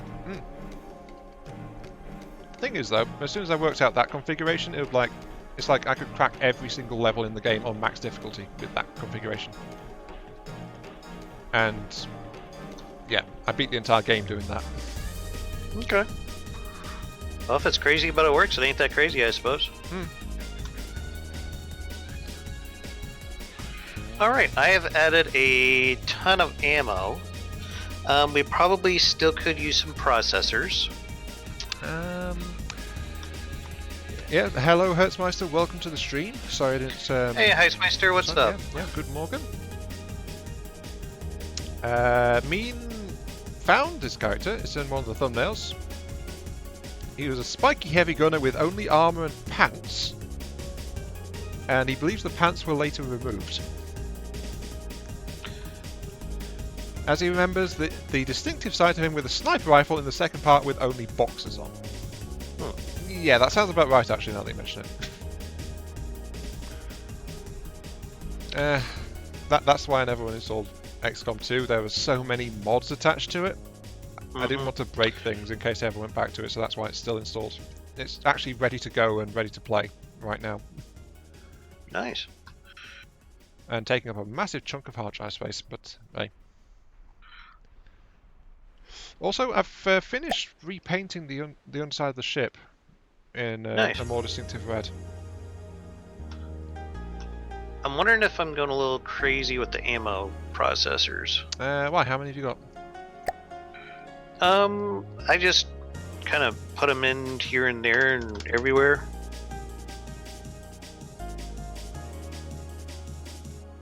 Um, 41,600 ammo though. That's nothing to sneeze at. not that much, honestly. What? 41,000 ammo. It's actually a bit on the small side, I would think, for the ship. You're probably right.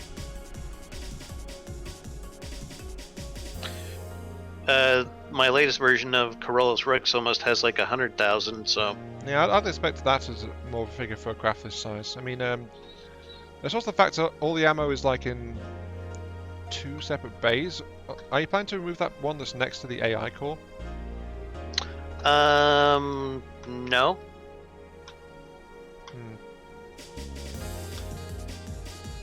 Actually, I vaguely remember that. I think that's the one that was like already installed. Okay.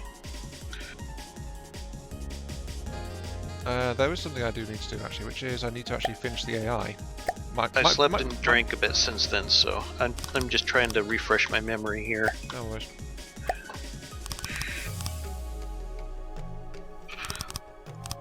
Let's see.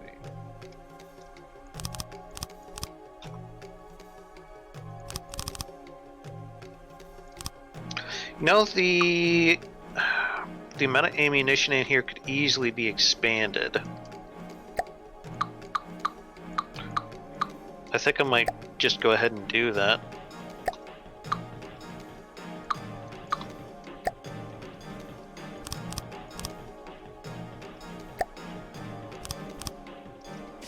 Well, there's empty spaces in other parts of the ship as well. So the old trick of like having it towards the back so that aim shots have a bigger chance of missing behind, that doesn't work anymore because of the whole aim points not being a thing. Yeah. I think he made this entire like heavy armor thing here out of just single blocks. Yeah, I think he did. Or maybe Because, not. as I'm tinkering around with the AI, it's like it's just all single blocks in here.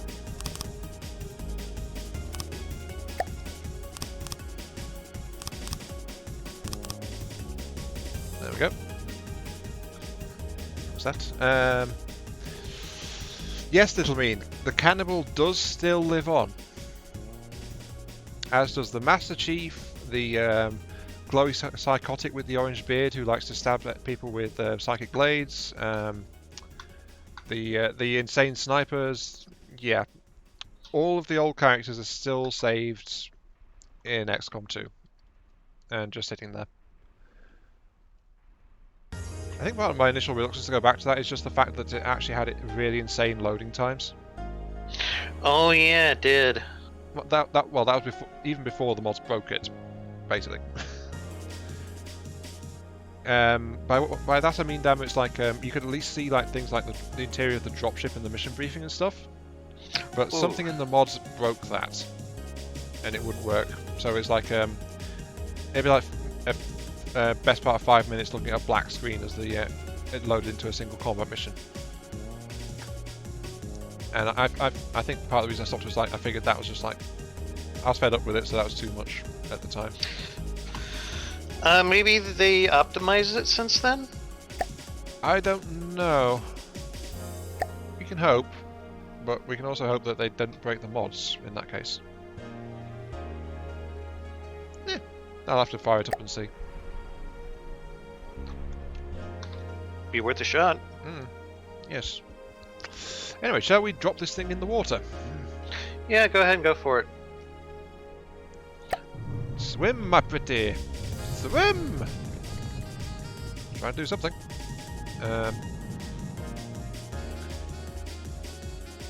Okay.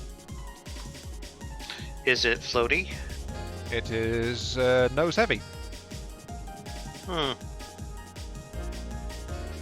Okay then. I think it's nose heavy. Did you install any pitch control, by the way? No, I have not installed any PIDs whatsoever. No, just pitch propellers. Oh yeah, there's at least 4 of them up front, but we can always expand that if need be. You didn't install any at the back? I installed some in the back too, I believe. Yes, I did. They're just going to be harder to see for you because I tend to turn off the... No, I've just checked the front pitch blades aren't actually doing anything. Really? Do we have a pitch PID though? That's probably why they're not turning. The rear ones you've set to pitcher and pusher, and they're operating purely from their pusher setting.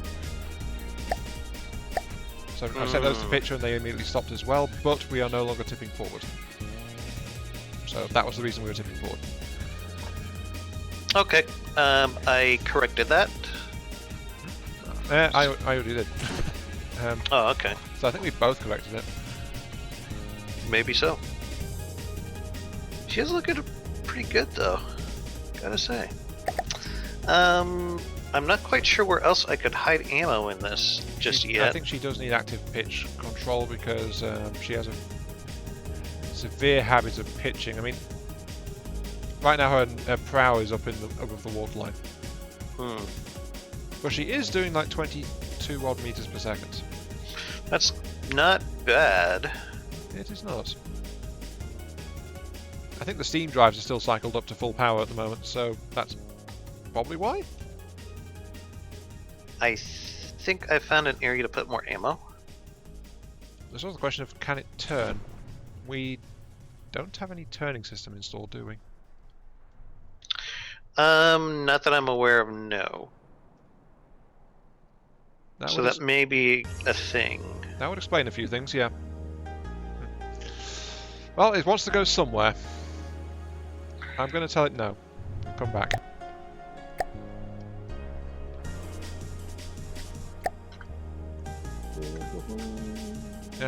Yeah, we haven't actually installed turning systems yet. Whoopsie. Give it time. So yeah, that little thing told us that it's floating okay with its power assist. It can't turn, but it can drive.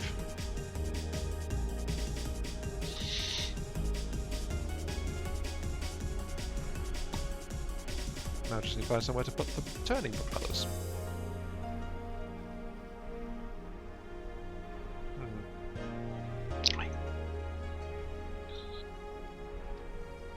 I'm thinking of embedding them in the side armor towards the back, actually.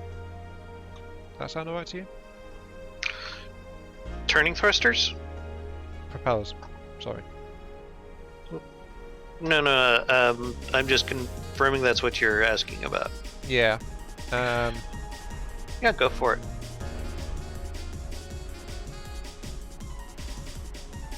Yeah, I'll turn it into some of the alloy armor towards the back and the front, so we should be turning okay.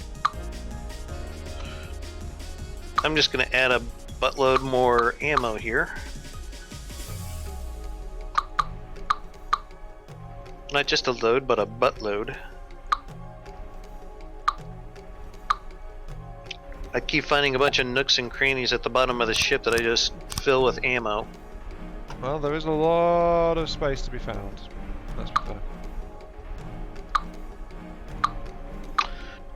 This part right here I could actually do the same thing with. If I pull all this wood out, and I really don't need that air pump as much now.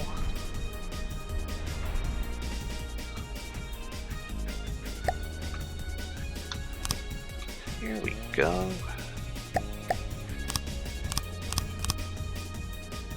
We're up to almost 70,000 ammo, by the way.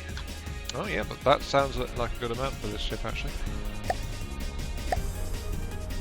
Yep, I'm going to slap in some more here.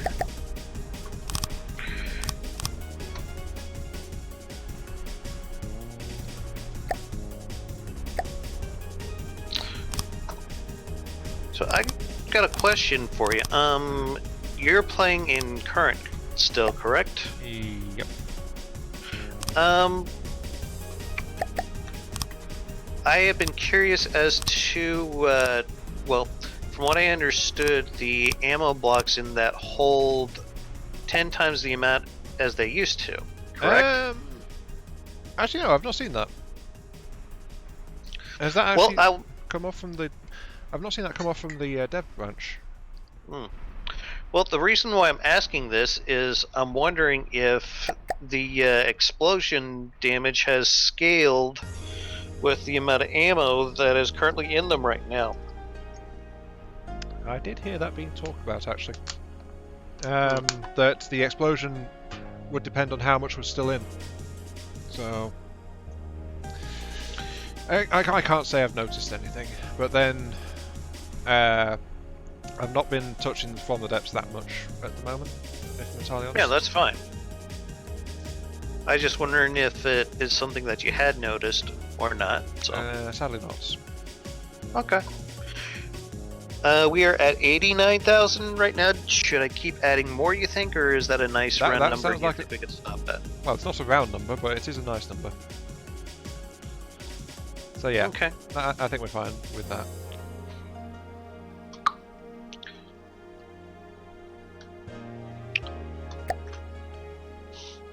She is not too far from costing as much as a tier, actually. How big is a tier? Tier's about 700,000. What are we at now? Over 6.5.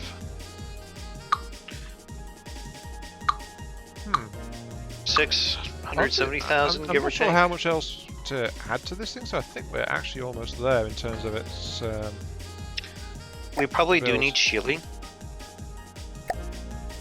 Now that I'm thinking about it. Actually, yeah, that's the point. We don't have any kind of shielding, do we? So the armor is pretty decent.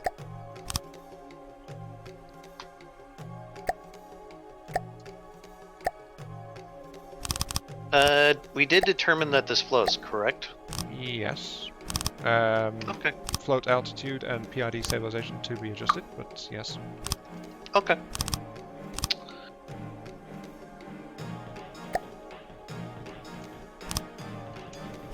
And I'm just going to drop a mirror line, and I think I'm going to go with twin butterfly shields. Okay. I just installed banks of turning propellers. I saw. Oh, here we go. Animal hold.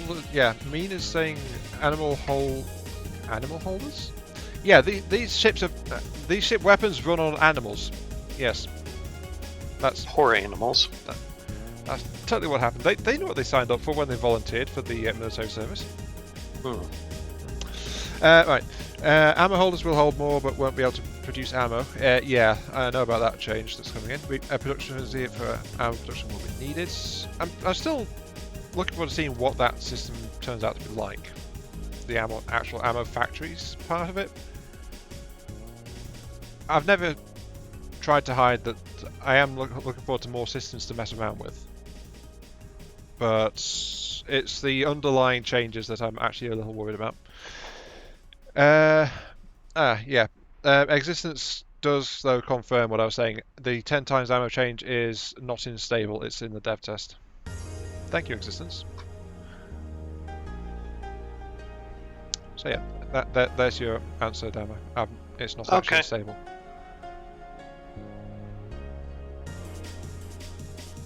Did I ever install a shut-off on the steam engines?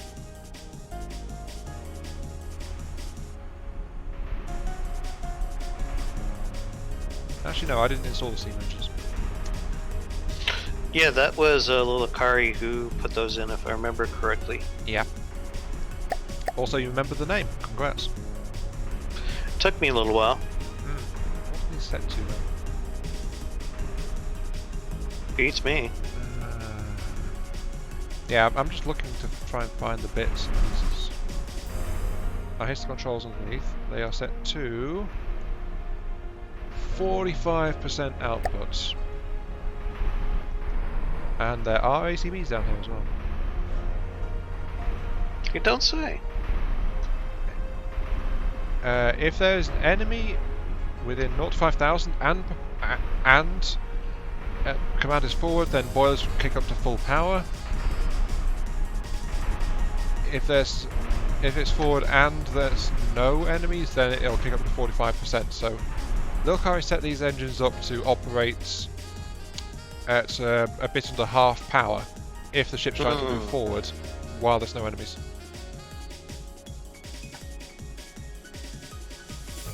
So that means this thing is going to be burning materials constantly if I leave these settings in place. Just because the AI will want to move forward.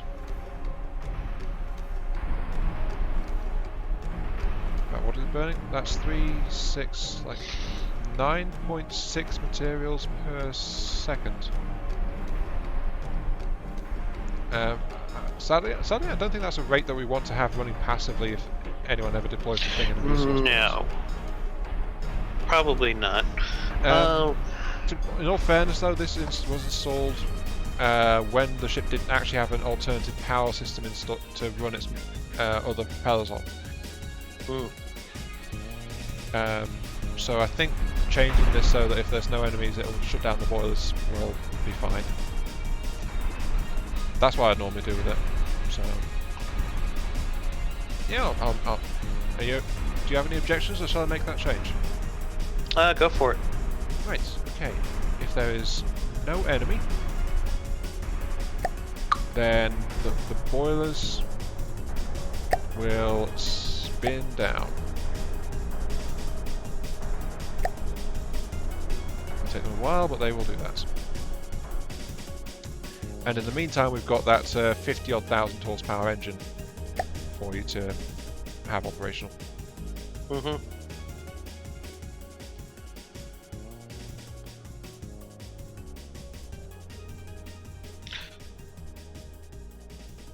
Where's all our detection systems and things? I don't know. We've got some in the masts. Oh yeah, we got that crap scattered kind of all over the place. I remember putting in a bunch in now that I'm thinking about it. Yeah, there's a couple up the nose. Well, I'm just making sure, so don't forget this stuff. There's none on the stern of the ship, actually. Really? Yeah, there's no detection systems back here that I can see.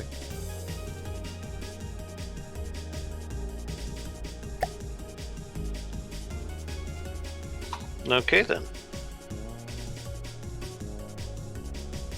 Shall I just mirror what was on the front? Passive radar and a gimbal camera? Yeah. So I'm just trying to get these shields put in. That's fine.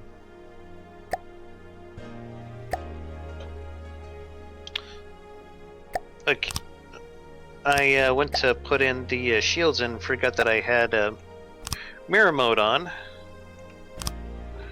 And forgot mirror mode doesn't quite work as intended in this version. Yeah, that's fair enough, that.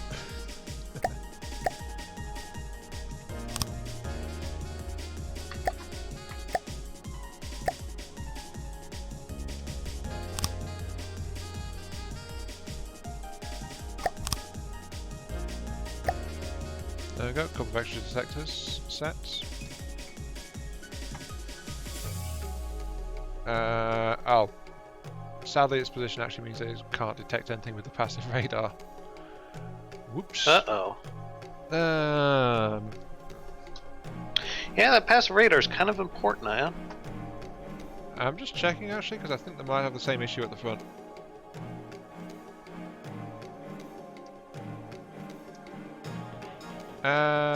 We don't actually, because of where it happens to be. Okay, got it.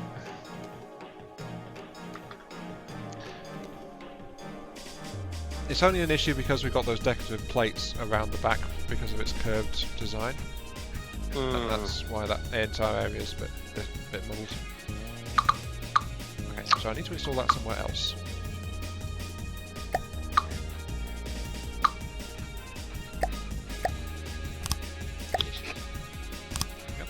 To avoid the plating, ideally it needs to be raised up a level. Uh-oh.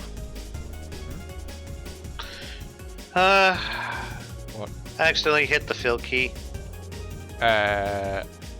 With what? Just wood blocks. That's not too bad, depending on what angle you were facing. Don't worry, I'm getting rid of them.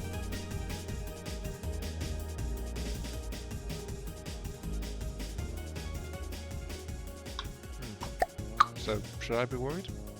Nah. I've almost got rid of them all. Although these missiles could be an issue. Which ones? The large ones that you installed.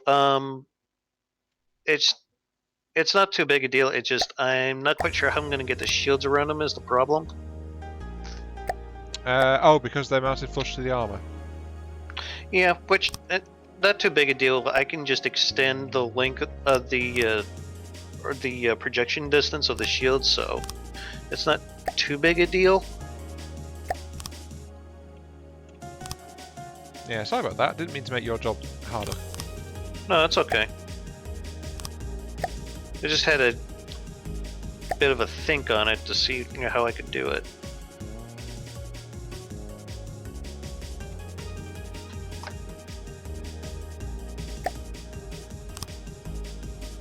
There we go. That should do it. Yeah, okay.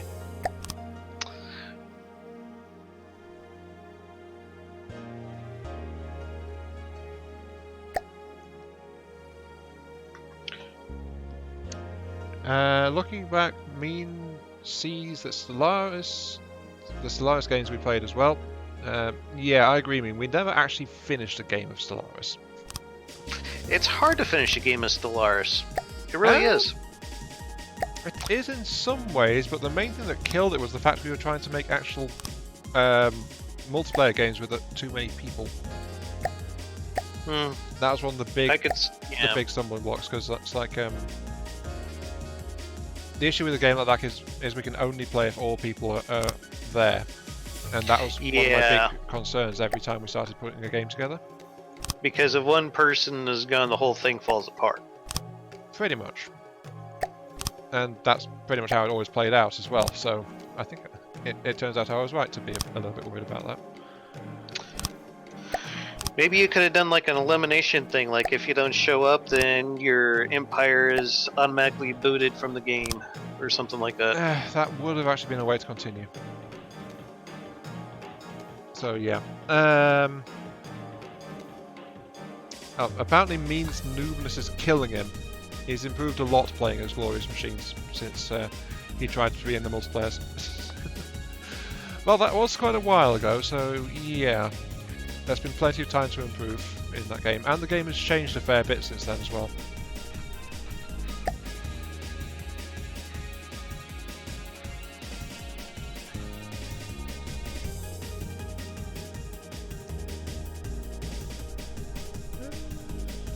What else do we need in this ship, actually, apart from the shields?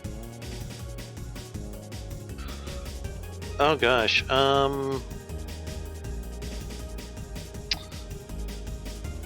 Off the top of my head, I can't think of anything at the moment. Helpful. Any thoughts? Not really, that's why I kind of asked. You could grab a prefab of the shields and help me start dotting them around. Remember, prefabbing won't work properly. Oh yeah. Kind of an irritating bug, that, if I'm honest. Yes, it is. And we already know it floats. We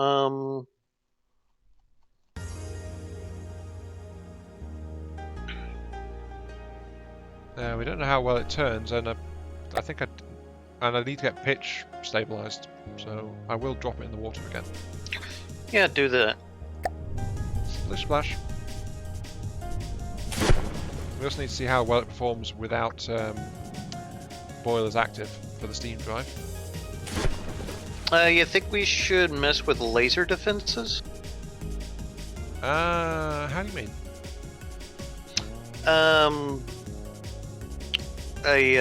Smoke deployers, things of that nature? I never use them, so I would not know what I was doing, to be honest. Okay.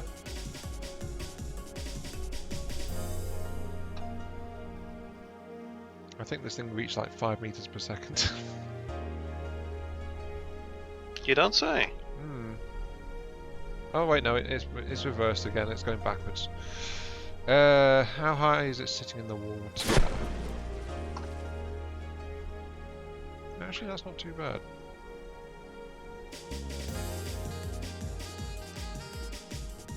I think I'm actually okay with where it's sitting. The issue is just like pitch control. Let me ask you this then. Do the turrets have any shielding? What, you mean integrated on the main turrets? Yes. No. That could be something. The problem with that is integrating it will require weakening the armor. Oh, okay. I don't know, I'm just trying to come up with ideas here. There's also the question of, like, I don't know where your shielding is going to be, so it'll be very easy to get that. Well, that's why I haven't messed with the alpha on it, so yeah. On my screen, you've only got 2 shields set at the back, and it's been the same 2 shields for quite a while now. No, I've gone like 3/4 down the length of that. Probably more like 2/3, but I've gone almost down the whole length of the ship now. I don't see it, which is mildly concerning. We have been going on for an awful long while, though. I'm not gonna lie. I'm also flagging at the moment, and I'm actually flagging earlier than I have in the past as well. I don't know. Anyway, right, PID. No, not breadboard. General PID. I need to learn how to use those damn things. They have their uses. It's getting used to them, really. I think. Right. Pitch control, input, pitch.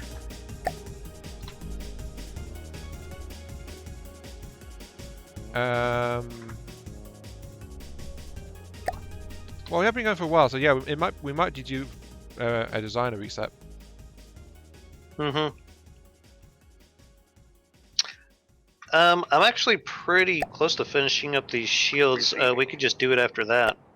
Yeah, and we also need to, of course, do combat testing. Yes. Combat testing is always important. I don't think this If is not meant to be fun. the main scene. These are not the droids you were looking for. Well, let me put it this way: I didn't teleport into the control room. I teleported into a seat on top of the one of your guns on the masts. So Yeah, I don't know why, but it's done that to me too a few times. Weird that.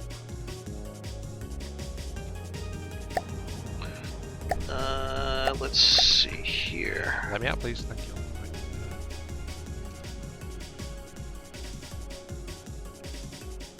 I'm trying to shut this door. There we go. Right.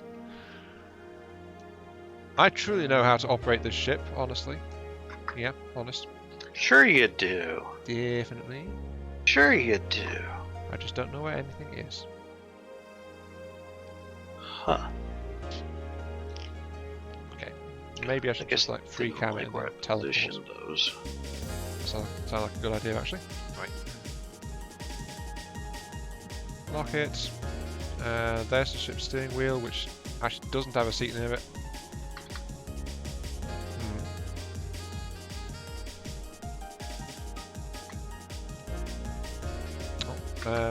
I just clipped through, and apparently I'm standing in a metal box now. There's no escape. Fine.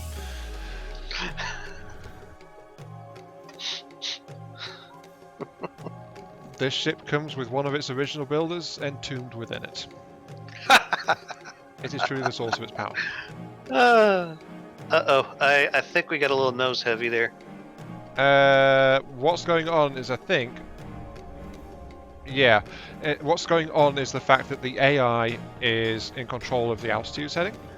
So when you override with direct control, it actually stops correcting for its altitude and sinks. Okay then.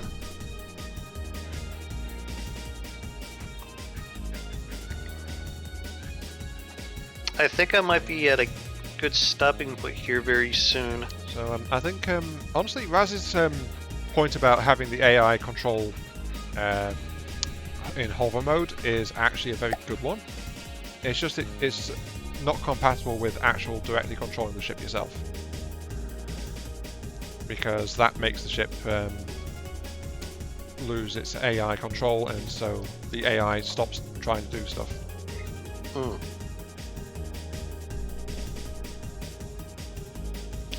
Alright, I'll go ahead and give this a save and give us a restart here. Just let me know when you're ready. Please. I'm going to install roll and altitude PIDs as well. Okay.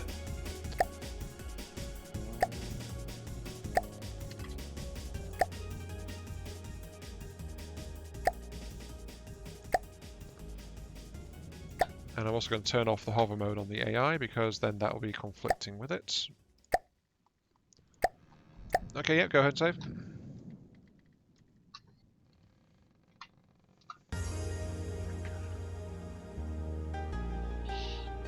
Alright, I am restarting in 3, 2, 1. Yep. Okay. Mean says it is visible, but only displaying small parts of it, so I think it's a graphical glitch. Mean, I think what it was showing is that little square is the default shield projection size and range.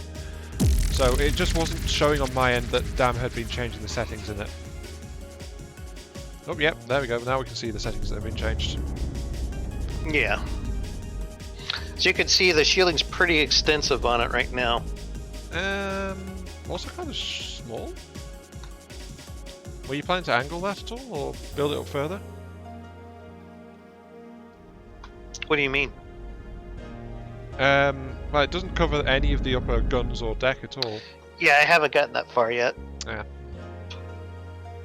Oh, is the butterfly meant to like be installed in another layer along with the higher up or something? Yeah. For some reason, I find butterflies, they tend to work best at 30 degrees, so that's what these are all set to. I mean, you could always go for 45 degrees, but then that shortens the width of your shield, so I go for 30 to try to get the most out of it. I get it. But yeah, good luck with anything that's shooting frag at this is gonna get through these shields. Not, they're gonna have a rough time of doing it.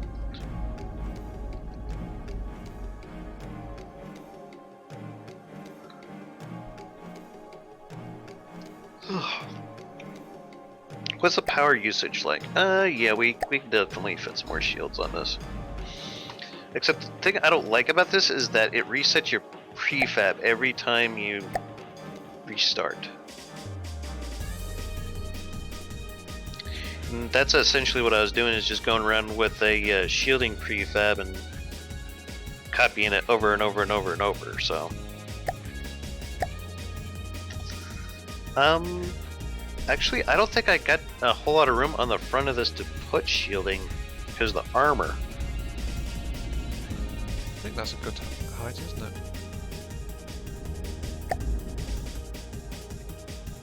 Yeah, that's the thing. And yeah, that's another issue with like shielding. It's I admit I've been out of the shielding game for so long. I'm actually finding it kind of weird to think about it much. You mean shields that actually work? Yeah, that. That seems to be a bit of a running gag with us, does it not?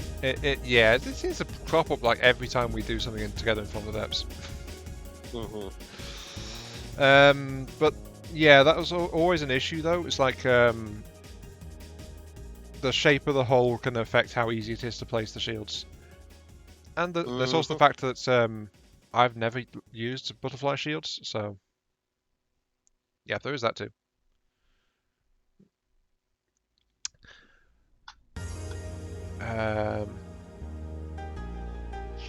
Yeah, Little Mean points out that mortars would kill the ship with the current shield layout. Do what? Mortars. Yeah. I could see that. Seems to be turning pretty well though, actually. That reminds me, Corollas Rex Mark II probably needs some work with the turning.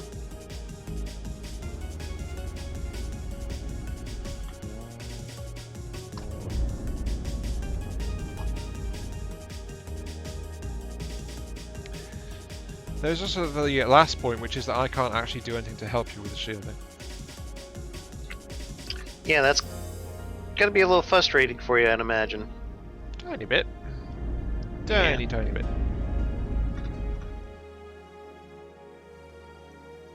Let's see what we got. We've got ammo, we've got power plants, we've got weaponry. You're doing the shields. It floats, it can move, it can sing, it can dance, it can pretend to be something it's not, it cannot be something it wants to be. Yeah. Yeah, I'm not sure what else to do to this guy, actually. So I'm right back to my initial problem, that I don't know what the hell to do. You think we might need some RTGs? Do we have battery power? We do have batteries, yes. Oh, yeah. I installed a bunch of batteries, so maybe some kind of passive energy generation could be handy for that. Fair idea. We do have plenty of space up front, so yeah, I'll install some RTG systems. Thank you, Dama. You're welcome.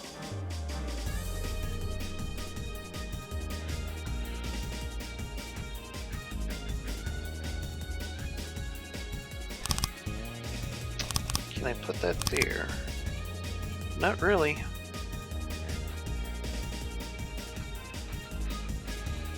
Oh. Okay, then fine. What happened? Well, okay, fine. Little Mean is petitioning to rename your ship to Corona Rex. No.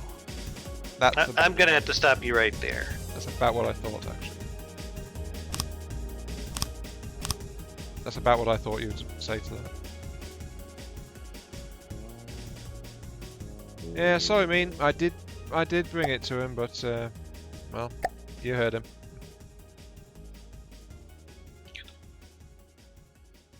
Can I put these here? Seems that I can. Excellent.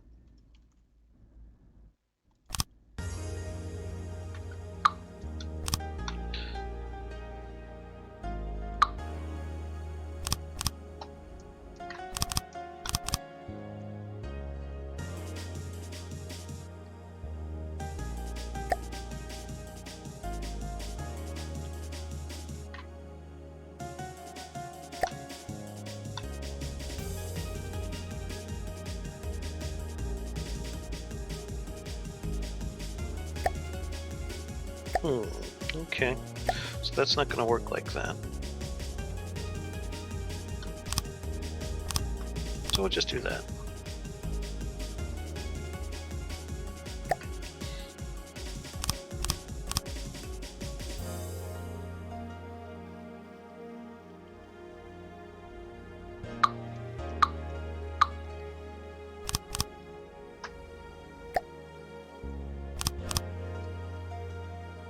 I don't know why I'm doing a little bit of housing work around the RTGs, but there we go. At the very least, they could use something to keep the keep them from getting fried. That's true. Because EMP damage is a thing.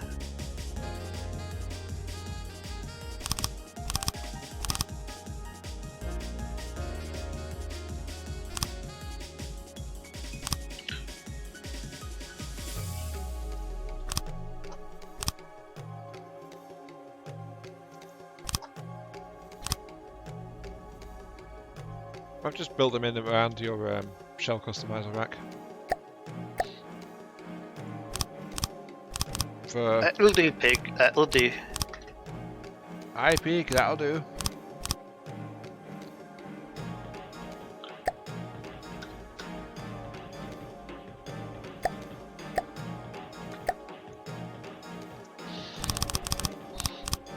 I'm not quite sure how to do the shields for this part, though.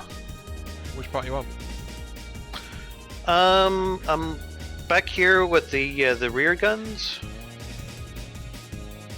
Right. Yeah.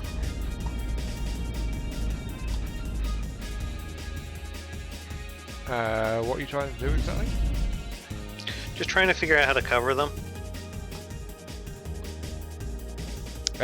45 degrees mounted to face upwards in the deck plating.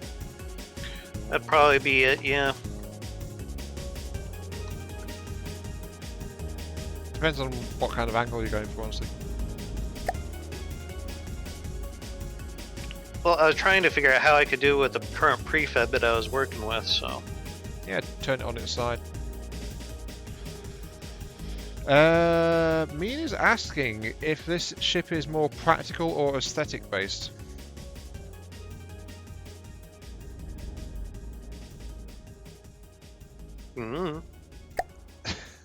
What do you think, Ian? And there's your considered response, Mean, right there.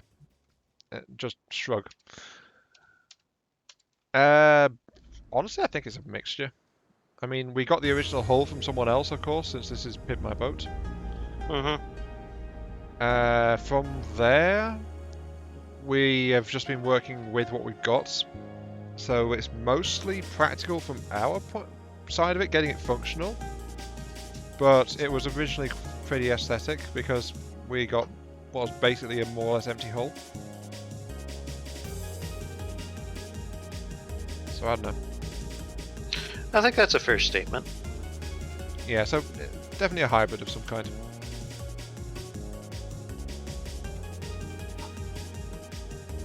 And I have at least thought of something I can do. So, yay. Oh, what's that? Restrictions on the turrets. Yeah, we probably need those. Would be quite helpful. What's our engine power looking like? 1 second. I usually like to leave about 20k to run lambs? We currently have 33k left over. Really? I'm showing 22. Well, I think we're getting decent again because of the settings. Quite possibly.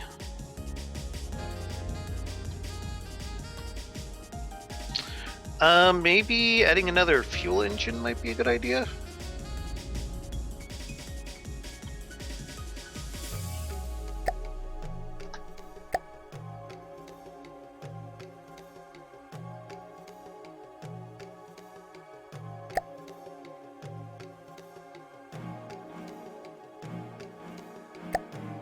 Maybe? I mean, I don't know. I'm not getting accurate readouts on my end, so...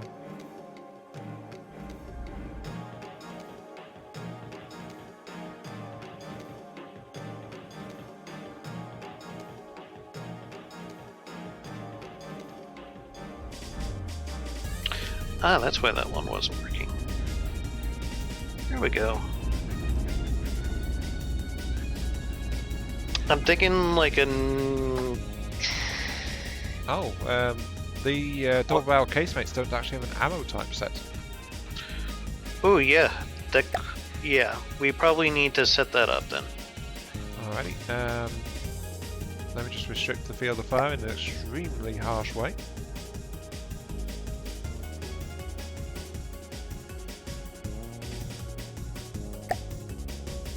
That's another part of the game that can be very time consuming. What, restricting all the weapon fields of fire? Yes.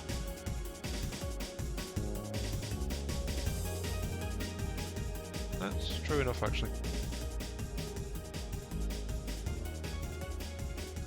But we don't want things like turrets turning around and then shooting inside your ship's armor, so that's... No.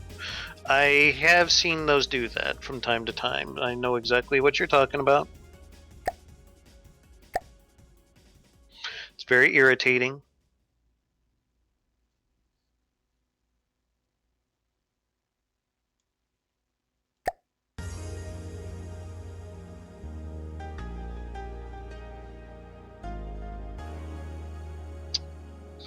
You know, instead of adding more engines, we could just reduce the power usage to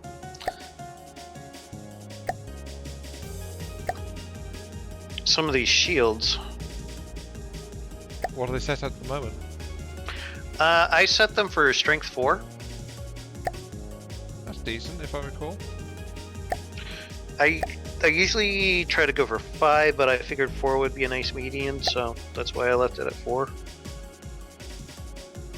Yeah, but you're also doing butterfly, and you're actually pretty far out from the projectors as well because it's butterfly. So. Some places, yes, but I didn't really have much of a choice with said places. So true, yeah. But yeah, that would do some of that though.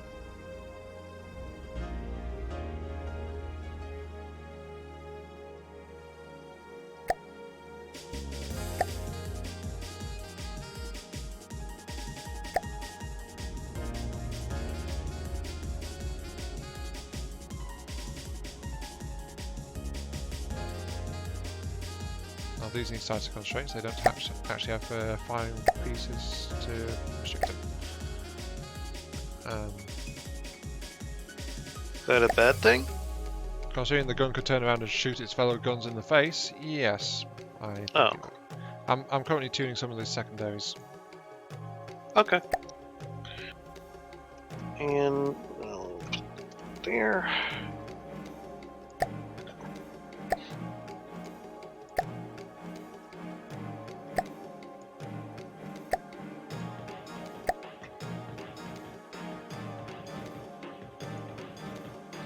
Okay, so these areas that are not going to be extremely vital, I'm going to lower the power to the shield to like a strength 3, just so we can save some power. Me suggested a small frontal shield and a top shield should be good for the main guns.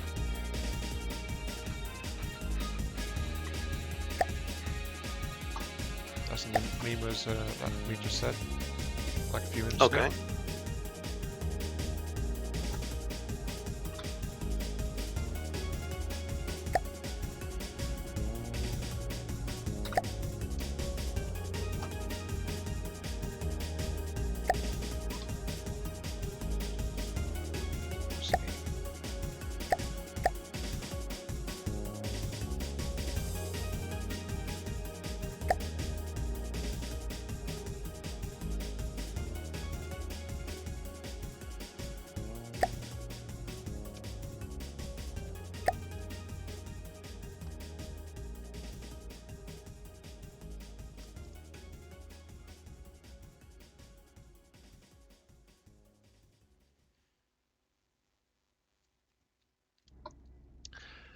Little Mean is planning to get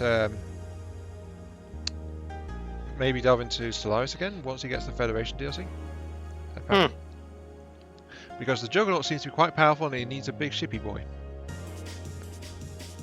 Fair enough. Yes, indeed, fair enough.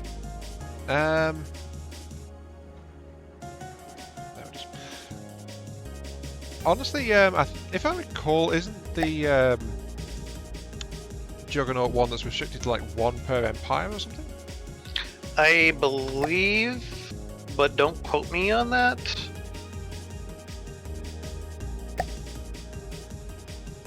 Because I may entirely be wrong.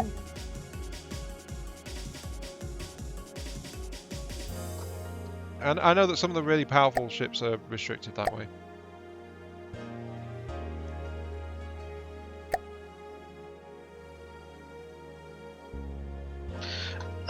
I know the Colossus is.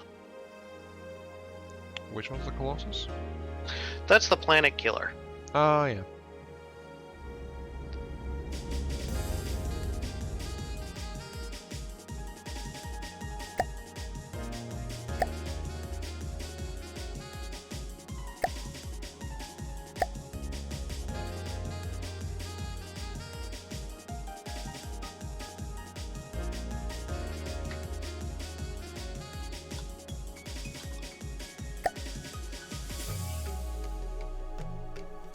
I'm surprised Viking hasn't showed up. Well, we don't know what he's up to at the moment, so That is true. sometimes he's around, sometimes he's not.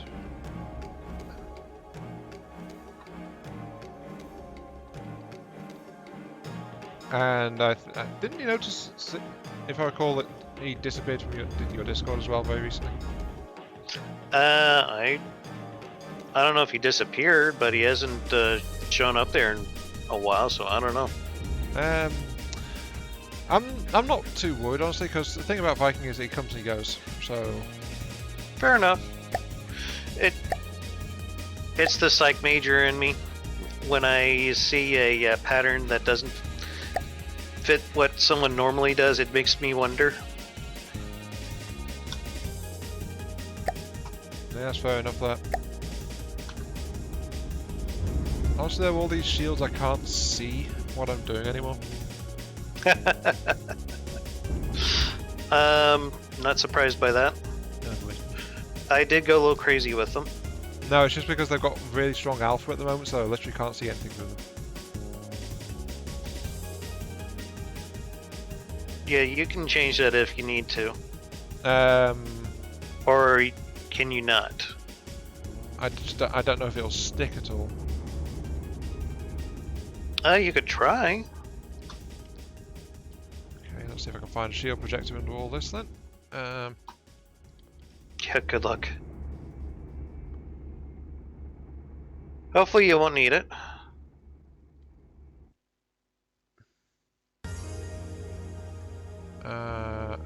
Okay, found some.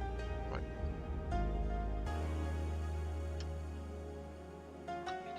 Okay, I think I can call this shielding for the most part done. I can see the ship again! Yay! Yeah.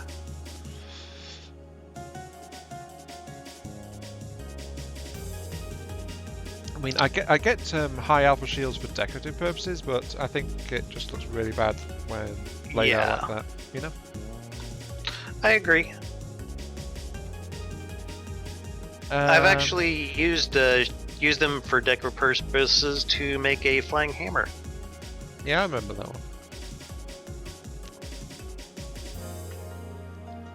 one. Okay, let's see. Yeah, Mean says it's basically a really heavily armoured ship with a shipyard built into it. Although not as heavily armed as the Titan, it has got more health. Mm-hmm. And both the Colossus and the Juggernaut are 1 per Empire. However, the Juggernaut is tech-based and not an Ascension. So, yeah, different means of acquiring it. Okay then.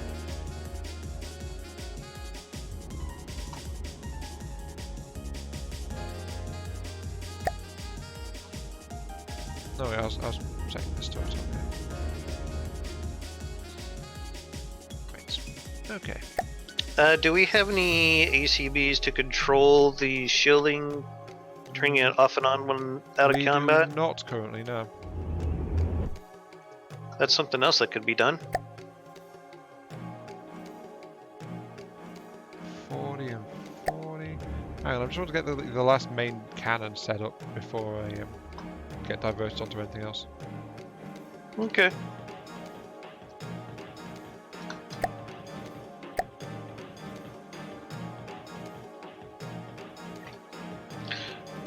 So can you tell us anything about that LAM system that you remember from last time? I don't think we ever talked about the stats on it. Is it like a 4Q or what? Wait, what do you mean by the stats on it? What kind of laser is it for the LAM system? It's a shiny laser. Oh, okay. Which I know is not exactly what you were asking about. Right. The laser. I think its stats were only mentioned in passing when it was built, so... And then we just wandered off and forgot about it. Right, this laser needs 10,000 power, not 20,000, like you were budgeting for. So it's a 10,000 power 4Q. Deals 5,000 damage per second overall, and has actually got really strong AP, 120. Okay. Doesn't have a power regulator to restrict the power of the laser shots, so the initial laser discharges will be really powerful, and then its power level will drop down to whatever it sustains. So, then that's because I built it as a storage type. So it's got it's got storage type. Yeah, that seems to be the way to go lately. At least that's the pattern I've noticed. Well, it's got more storage than pumps dedicated to it. Well, actually, I was watching Borderwise's stuff again, and he makes some good arguments for a laser AMS being more pump oriented. If you use a limiter to dictate how powerful the laser shots are.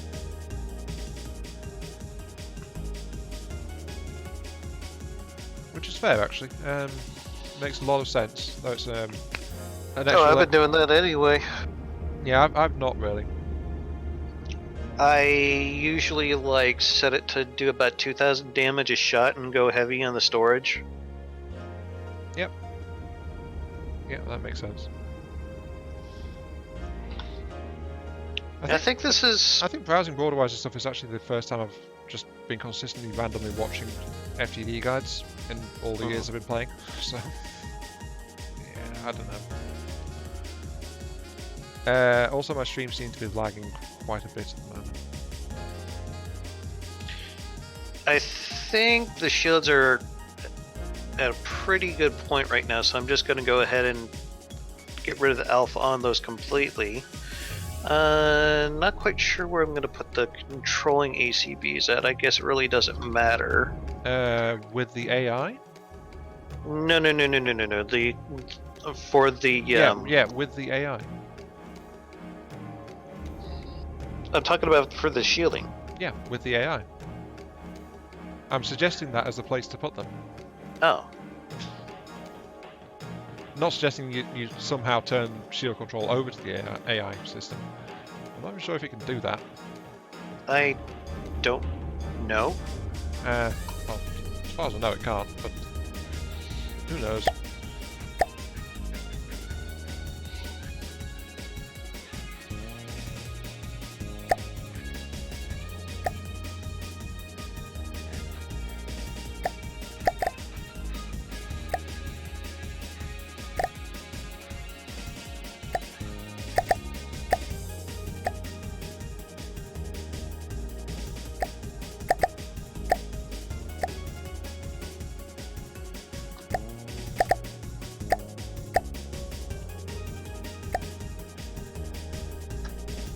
Let's see. Primary guns are set The secondaries along that line of the hull are set. These guys on the rear deck are not set. We never set any ammo types for any of the simple weapons, actually. Really? No. Okay then.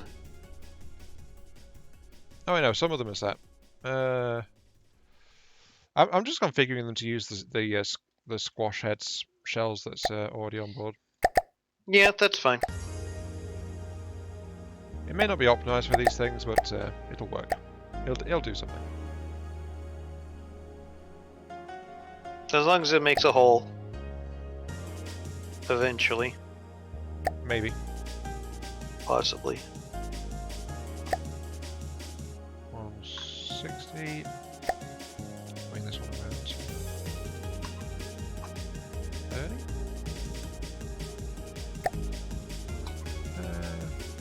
Yeah, that seems about right.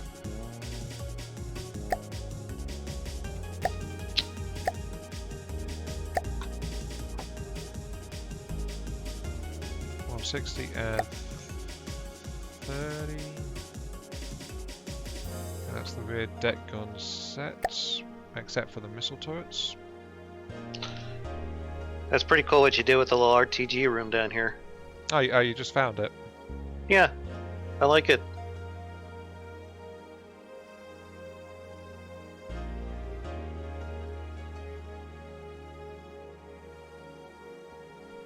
I did put in some smoke dispensers, but that was just mostly around the AI, so nothing too crazy.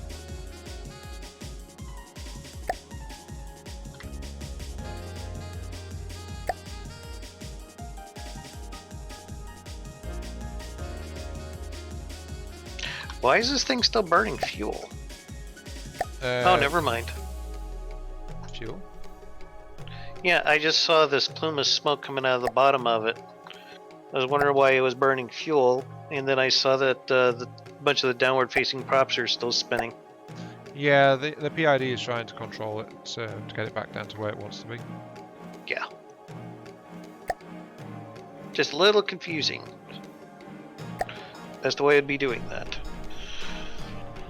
Let's see, are these rails set, missiles set to...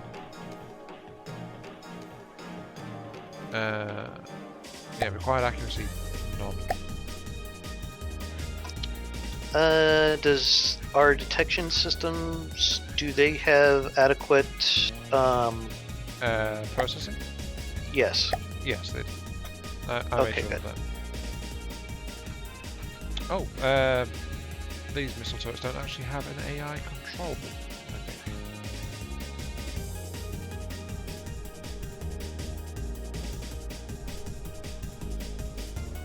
No, they do not. Hmm. Okay, let's work that out then. AI control. Don't need a failsafe because they've got turn restriction. It's all wireless.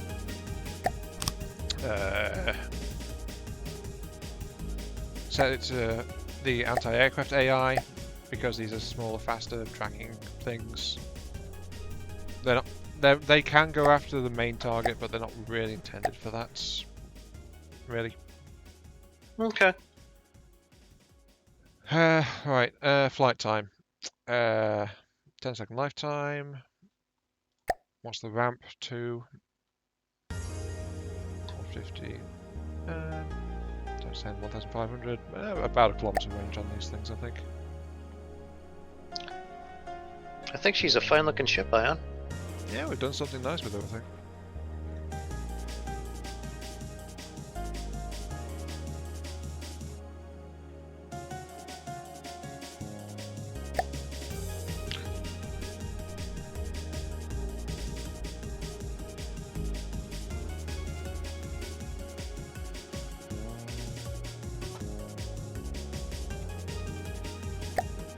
There we go.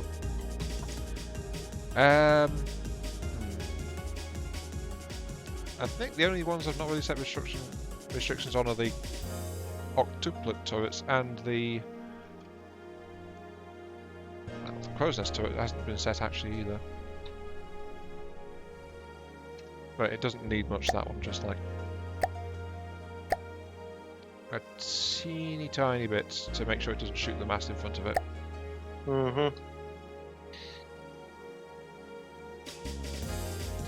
Okay, I guess 10, yeah, okay.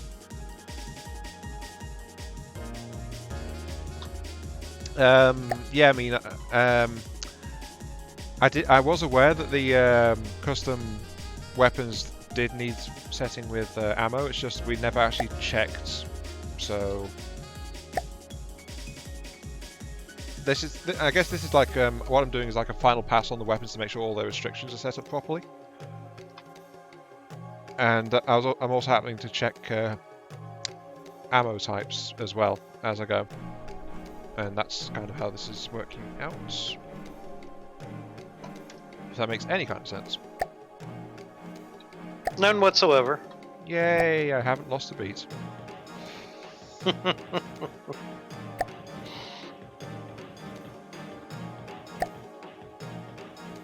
Here's that self-deprecating humor again.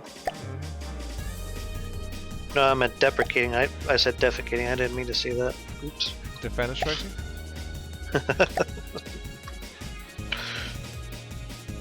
No, I made a faux pas. I know. I believe is the term. I know, but such things are not very effective against me.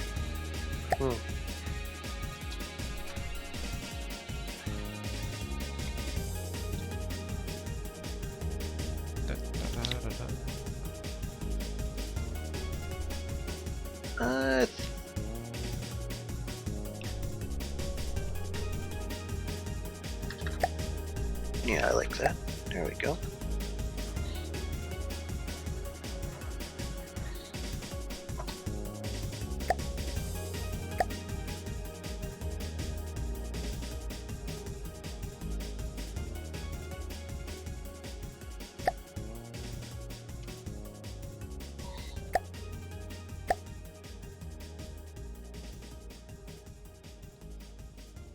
But yeah, it's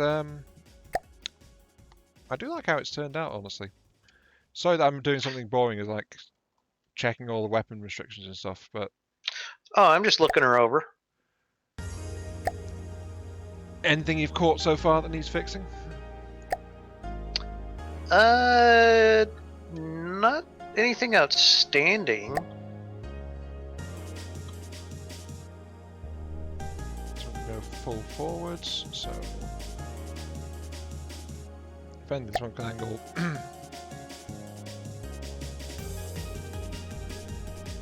Yeah, let's say 30, just to be safe.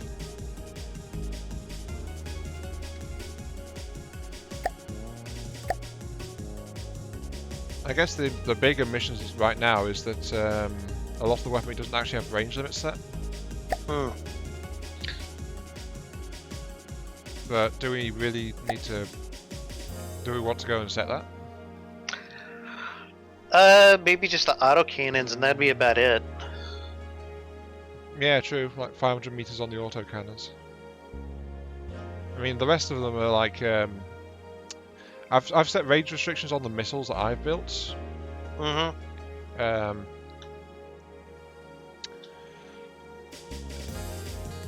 Also, but like all my watches are disappearing, so it's like I think they're having a fun time watching me doing this. You have a do you have this thing caps locked? Yes. Okay. No big deal. Never spawned in a holder post for it. 20. Full verse. Let's restrict that just to be safe, I guess. 70.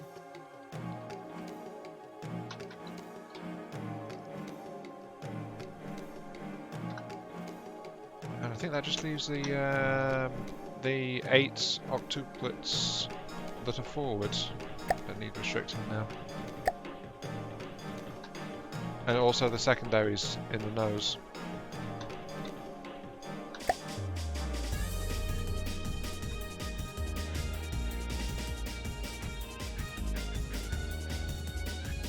There we go.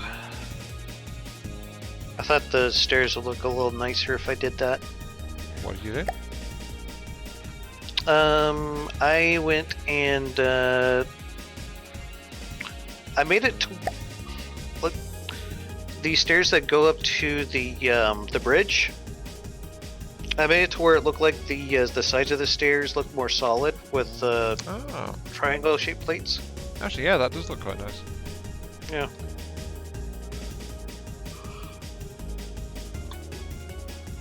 Existence says that he is still here. Or is he?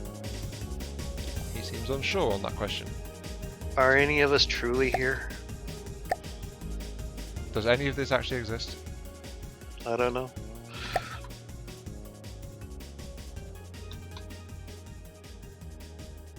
I mean, we could be just the dream of some slumbering giant.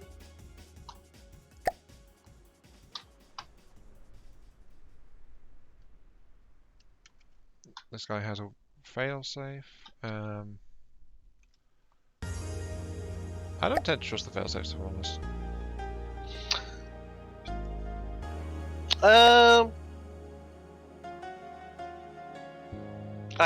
I kinda not. Sometimes when they work, they're great. When they don't work, they are. Yeah. Yeah, I think that about covers it, honestly. It's like the detection on other things that they're not meant to shoot is not the most reliable.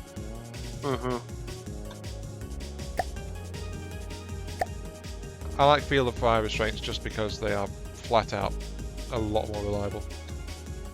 Yeah, I usually go with the firing restraints, but sometimes just to make sure that you're not shooting at your friendly craft, it can be useful to have those fail safes, especially for like lasers. That's true. Didn't say they were useless. I guess I should clarify. But yeah, that's like Existence and one other person watching my stream right now, according to this.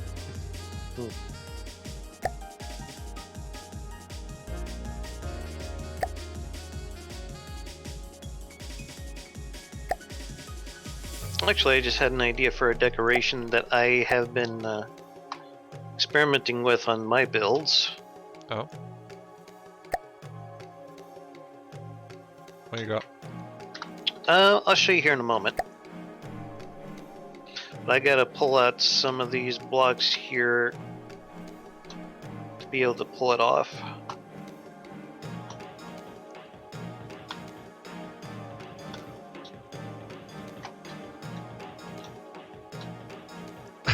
Oh, come on, guys. Well, what happened? Right. Little Mean is being Little Mean. And says, did you know that no atoms ever touch each other? So basically we can never touch anyone or anything. So to answer your question, officer, no, I did not hit that child. Oh. Existence also added, I did not hit her, I did not.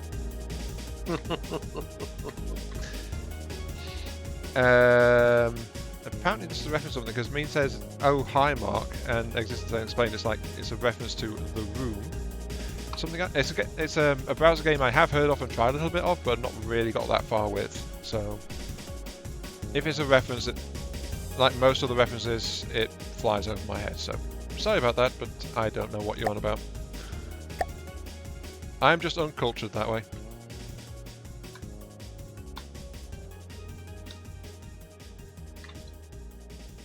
But at least I actually know what The Room is, so there is hope for me yet, I suppose.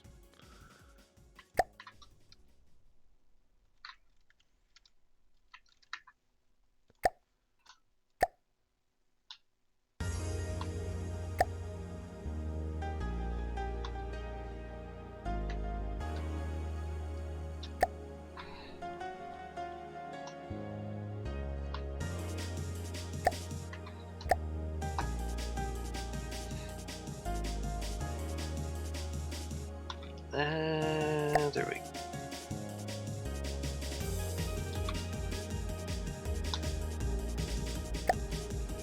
Guess 5 more 45 for those. I was just noticing earlier, it looked like there was no way to get to these anti-aircraft guns that are out here. Which ones? The octuples. You mean the ones that behind the? Oh, yeah, those ones. I thought you meant. Yeah. Those. Yeah.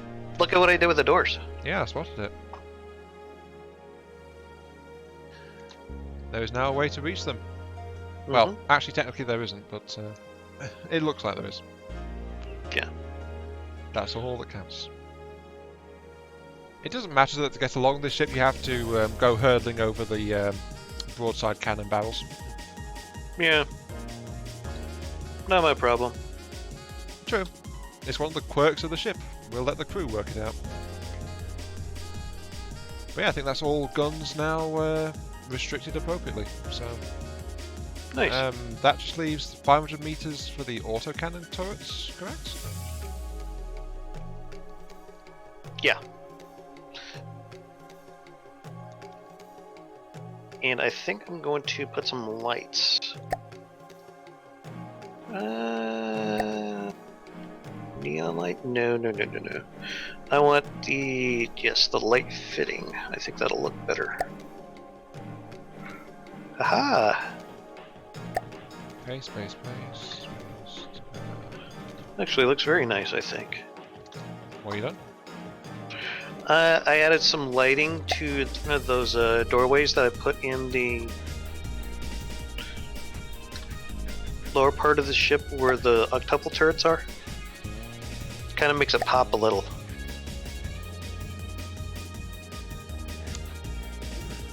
Okay, let's have a look. Oh, yeah. Yeah, I see what you mean. That does look nice. Ooh.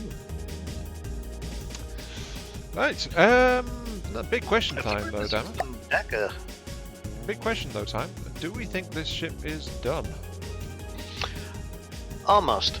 Not quite. What's it lacking? Well, it seems that we are missing some weapons here above the broadside crams, because there's local weapons controllers here, but no weapons.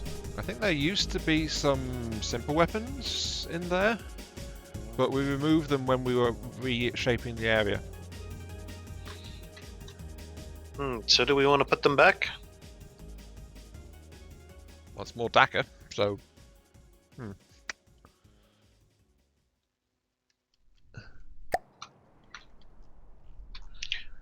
And if so, do we just want to put like some octuples up there?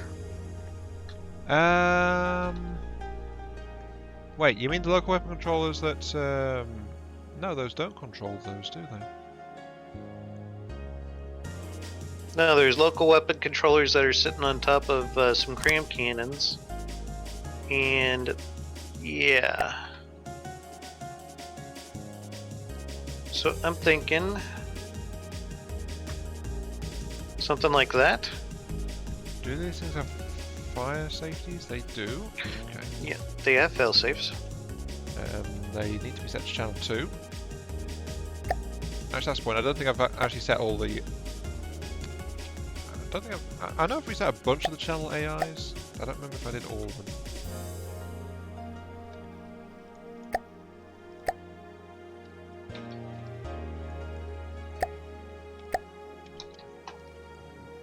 However, I also need to restrict these things as well.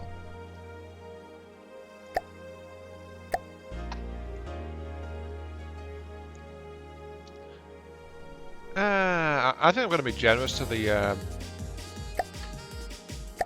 safeties on these, and I'll set them with broad firing arc because they're actually the highest pair. Okay. On the entire side of the ship, pretty much.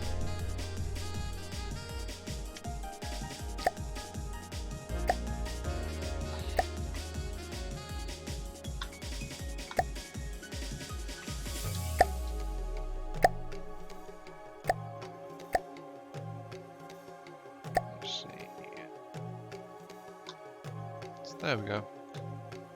And set. More guns. Okay. Always welcome. I think maybe then we've hit a good stopping point. Yeah, go ahead and grab a save of that guy.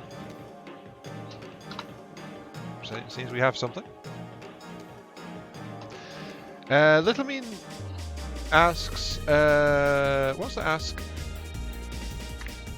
Would Dammer and I be up for Stellaris when he gets the Federation DLC? Raz too, if he's up for it. Diplomacy now has significance. I don't know, I got an awful lot of other things going on. Can I think on it?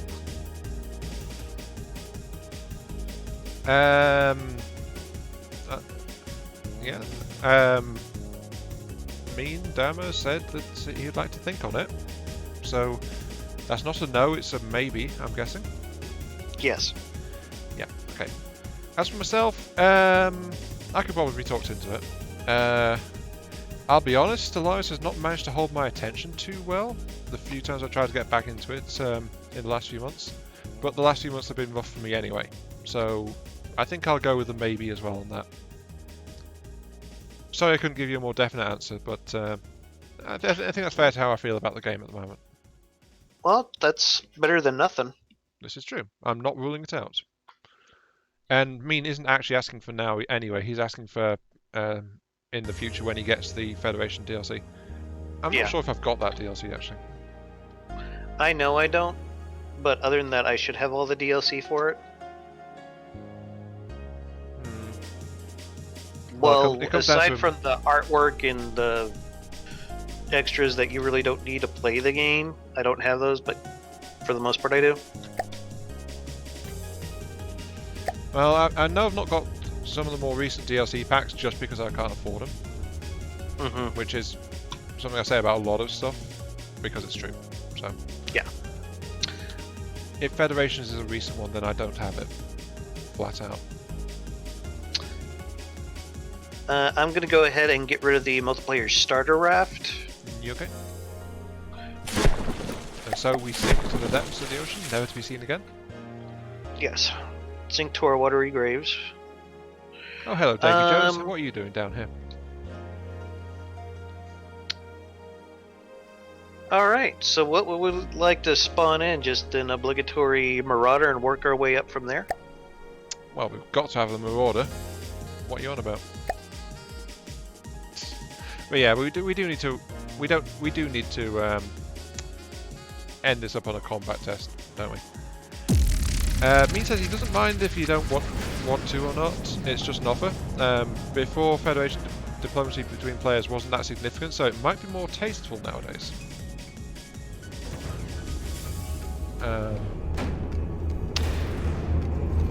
Yeah, I'd say that marauder's about dead. Yeah. But for some reason, one of your turrets got taken out, Ian. I'm not entirely sure how or why. And it seems like the. I think it's because the marauder spawned right behind it. Yeah, and one of the large missiles came back and hit us. That shouldn't have happened because they do actually have IFFs installed. Yeah, it took out a pretty significant chunk of the the bridge and the mast. Let's be honest, that marauder spawned way too close. They always do. Did you do an auto adjust? Oh, you mean on detection? Yes. Yes, I did. Okay. That cannon turret, it blew up because the cannon behind it angled downwards to point at the marauder and fired a shell straight into its top side. And they do actually have fail-safes installed as well, so the fail-safe didn't stop it either. I just realized something that we probably will need. What's that? Repair bots. Oh. No, we're never going to need that. Not ever. No. Yeah, let's get some installed. Existence says, how dare you people not buy pointless DLCs made for us to waste our money on? That's not how the gaming industry works. Alright. Sad but true existence, yes. Sad but true. 10 repair bots. Where have you put them? Well, I put them in the engine room, Okay. like at the very bottom of the ship. I'm gonna. Though I'm do we gonna have any resource storage?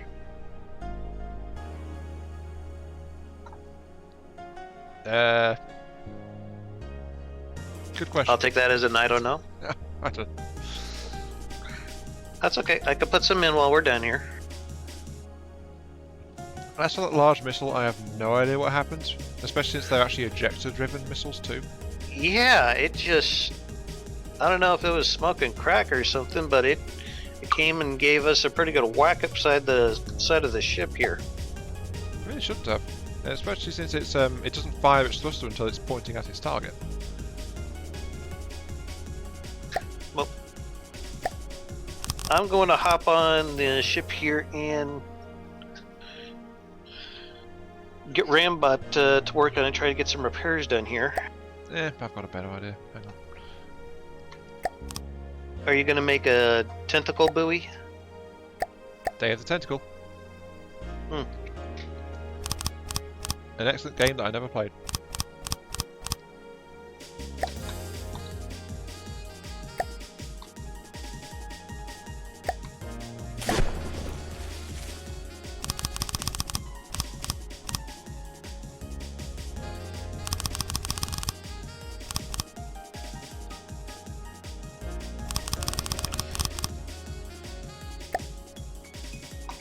I am Mark III, ladies and gentlemen, for all your hot tentacle action.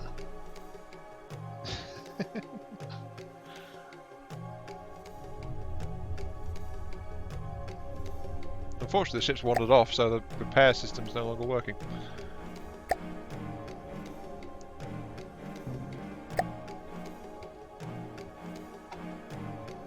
Yeah, it'd be nice if the repair, you know, worked when you're in multiplayer, but ew.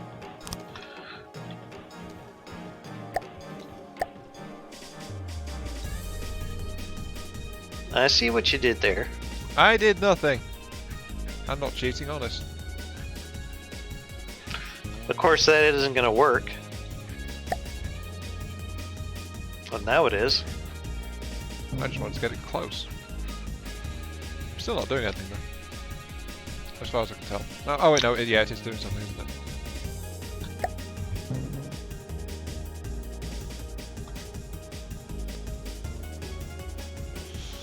Little Mean says that he's done enough hentai to know where this is going.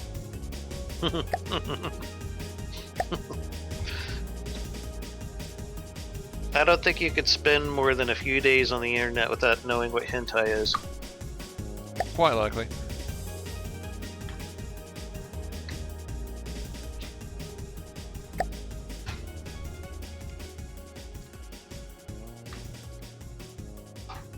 She has taken her sweet ass time to heal up, though. This is true.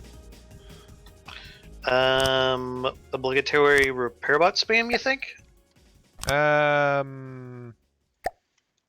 we're not planning on doing any further adjustments to this thing, are we? No, not really. Then I guess so. By the way, Cogula, if you're watching this, I'll get you the blueprint to you as soon as this is done recording.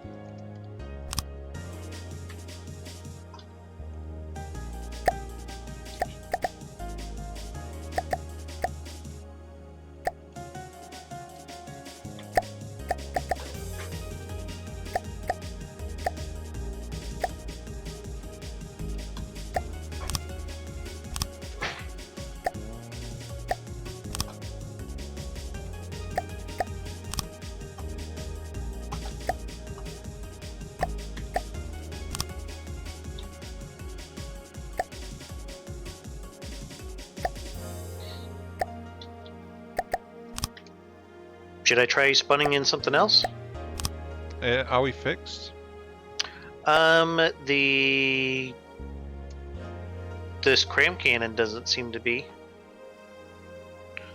The second one to the rear, second most furthest set of crams to the rear.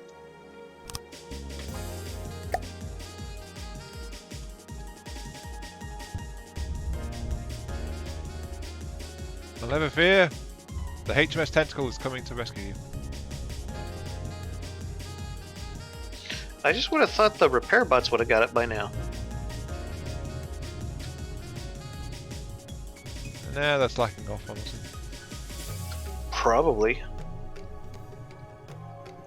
Besides, I have built a much better boat than that pile of junk we've put together so far this stream.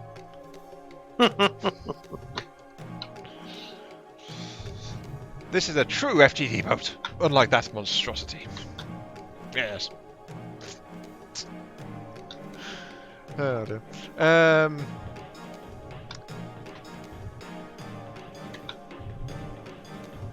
My mean and existence are just talking about basic numbers and things. And when did I turn around? I glanced away and my boat turned around.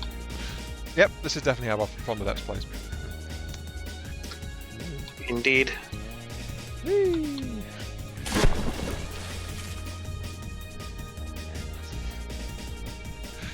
I've done it! I have made it wheelie. Yeah, those cram cannons still aren't repairing. Desync, you think? Maybe, I don't know. Hang on. Bonk. Right. I'm not seeing the pieces at all. Oh wait, no, hang on. No. Do you think he accidentally hacked them off, or no? No. No, it's still registering the pieces are there, but for some reason it's not fixing them. Okay, maybe it's just a visual thing then. Actually, I just rebuilt it with an overwrite and it disappeared again. So something in the Weird cannon mechanism is. Ah, it was the firing pieces that weren't letting it appear. Wait. That's okay. Then I guess I'll get us another Marauder. Yep, we're good for another target. Hopefully one that's appear quite close. Of course, I'm right between these. Oh dear. Well, it killed the Marauder. Almost. They went straight over my head. Nope. You think that's enough torpedoes?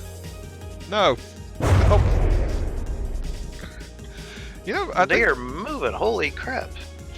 I just love how my boat was sitting right in the middle of that volley that was launched. Yeah, you were extremely lucky there. Yeah, shells whistled above me, torpedoes shot below me, and it's like... Okay, yeah, we could do some more targets though.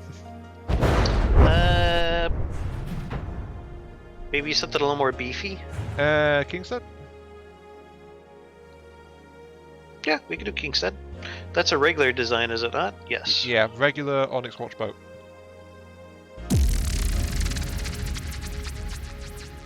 Hi Ethan, welcome to the stream. I think we forgot to install something. What? Well, the lambs didn't fire at the incoming crams. Munition warners? Yeah. That's why we did combat tests. Yes. And now the crams are acting all weird. Look at the torpedoes fly.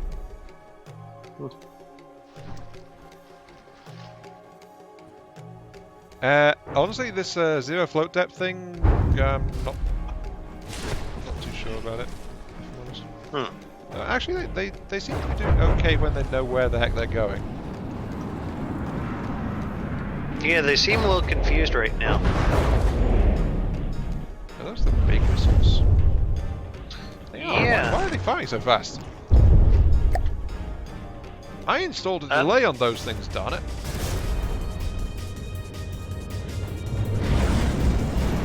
Yeah, they should be firing. I just saw some shells just disappear.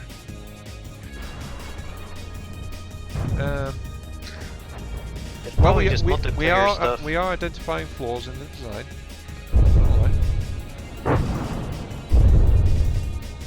But we are at over 2 million explosive damage right now, so there's that. I wonder. Should I try and add some kinetic with the devastating ramming attack of my little boat? I must feel like I contributed to this fight. Yeah. Oh, honestly, this kind of thing is the boats I was building back when I first started from the depths. Combined with some skill midway through my time with From the Depths in the form of the advanced controller, so it's running with just those 2 rear propellers and it works just fine. Oh, it's been a while since I built a boat with just 2 rear-facing propellers and it can actually steer itself properly. Just because I've been building stuff that isn't configured that way, I suppose.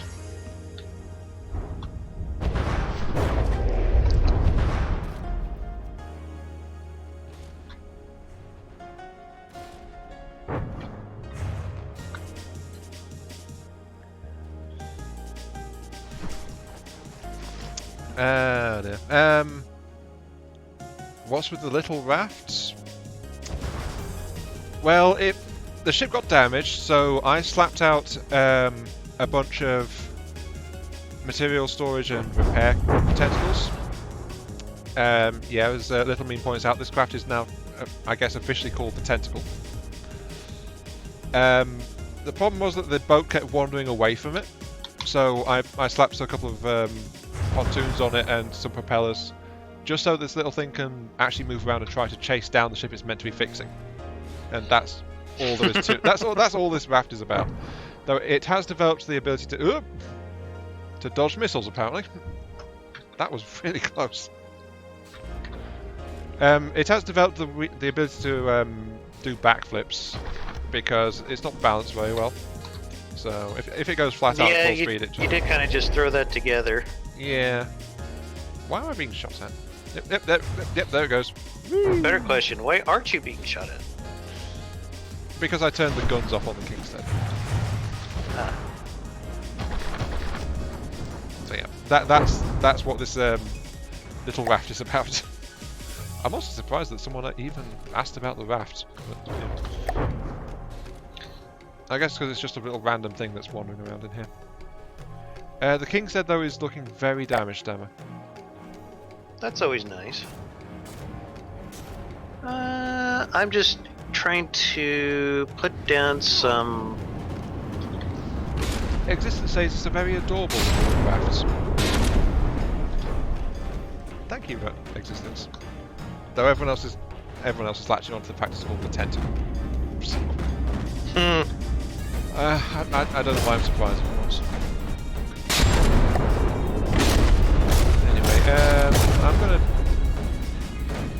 Anyway, I'm just hacking out some munition warners here. Right. I'm gonna reset the fire on those big missiles. So I think we're out of range of those big missiles anyway. What was the range on them? Not much. Okay. I think I said the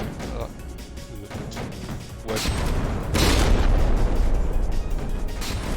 Oh wait, no, sorry, 2.5 kilometers actually. Yeah, they have actually got some range. It was the small missile launchers at the back that is limited to 1 kilometer. Alrighty then.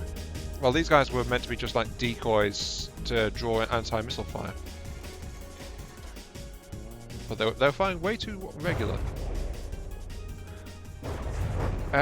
Just like the torpedo launchers were actually firing way too regular.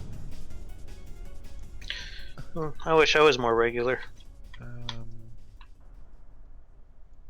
0.5 seconds.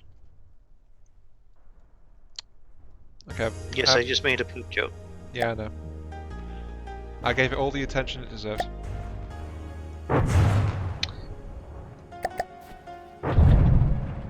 Yeah, I'd say that was shit at best.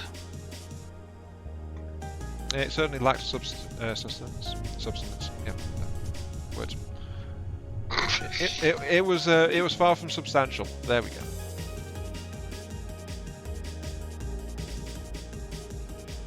Did I build this boat backwards? Yes, apparently I did. Whoops. Ignore the fact that the tentacle boat is actually built backwards. I only just noticed the warnings that are occupying the left side of my screen. It's like, Are you building your boat backwards one? Yeah, those ones. I only just noticed them. So, shows how much attention they get. Still, I think it's a tribute to the fact that it's built completely and utterly backwards and yet it still functions perfectly. Well, as perfectly as it was ever intended to function.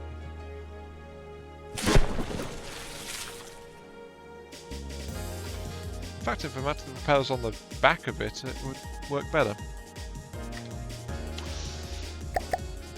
Anyway, have you saved that with the changes? I mean, you put the anti-munition warners and things on it? Let me just put a few more. And I'll color good after that.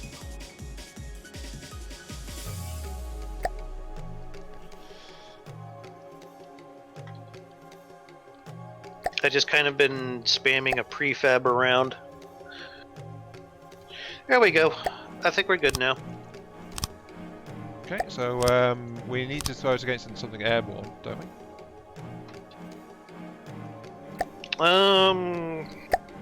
What'd you have in mind? My usual punching bag for airborne targets is an Atlas.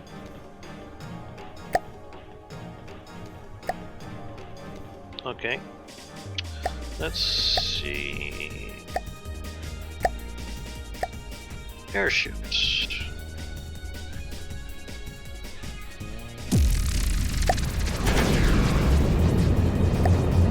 I wish we wouldn't spawn so close. The lamp system does not seem to be taking out those shells though. I can't tell what's going on right now. Right, what happened? The lamb seems to be struggling with those little bitty shells that the Atlas is shooting at it. Oh, APS is actually very good against lambs. Those aren't APS, those are like little bitty crayons.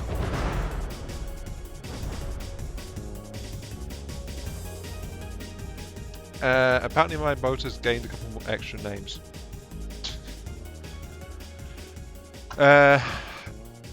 Ethan says it's called the El Catnet. Means calling it the wife net. And now everyone is saying oh no because the lambs didn't work properly.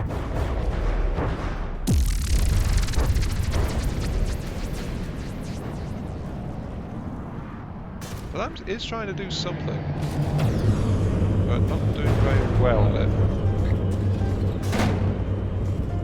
Yeah, each individual pulse shot is actually really weak.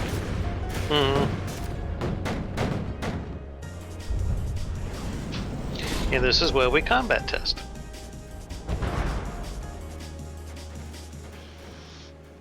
And I am sorry to say that I have completely removed the L-Catnet's ability to do wheelies because of how I've moved the propellers under the front like this. I've also improved its top speed as it happens. It can now do 10 to 12 meters per second. Look at me go! I will chase down the battleship over there. Maybe we ought to try pulling the regulator off of the lambs to see if it'd make it better? As far as I know, it doesn't have a regulator. I thought it did. No, it's when I checked it a little bit ago, it didn't. So I think that might be part of the problem. I'll go in and install. Yeah, those shots are pretty weak. Well, I think it's because so many were going off. It's just like it completely depletes the power reserve. So it may have a bias towards some storage, but and have a decent set of pumps to recharge it, but it's depleting its power super fast.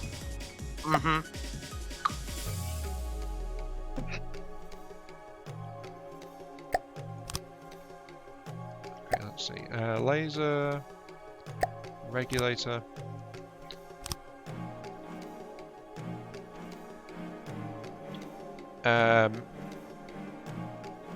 Minimum shot energy is 1,000?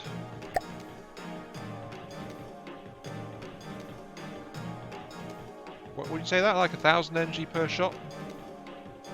I usually go with like 2, but Okay, 2.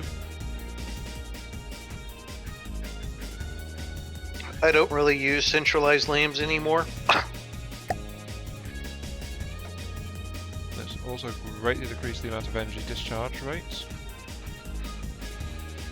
Since it's set to minimums, I guess 3% discharge? No, 5% discharge rate.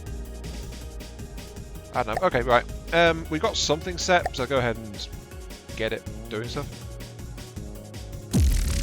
Alright, I'll bring in another Atlas and we'll see if that makes any difference for us here. The crams, they seem to be very inaccurate on that first shot, though. They always are, because, actually, The required accuracy is at 5%. I don't recall. Maybe I just never set it properly. Even then, if the turrets turn too quickly, it's... No, the crams are at 0.1%. No, wait, did you change them? The first set of them, yes. Okay, so they were at default. Huh. This one's at 0.5. Why did it be I'm sorry, 0.5? 5. What? I'm sorry, 5%. Okay, there we go. So this is another reason for combat testing. These crams are not actually set up quite the way I like to set them up, so...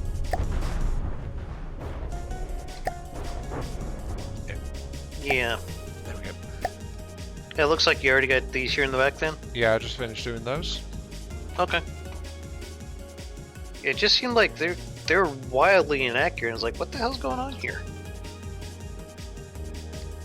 Well, they are fast turning actually, but it should be slow enough for the ship to actually get some targeting data before shooting stuff. And everyone in my chat is now going about T900 Chan and Terminator Sama and JoJo references happening. That looks a lot better now. Like they're all going towards the target actually. So, yeah. Oh, I think that was... Didn't seem like it was getting the. Yeah, it's still not doing very good against the shells.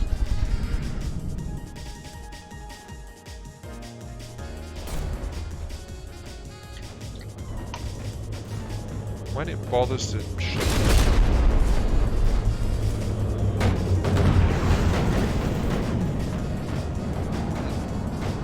Kind of weird this.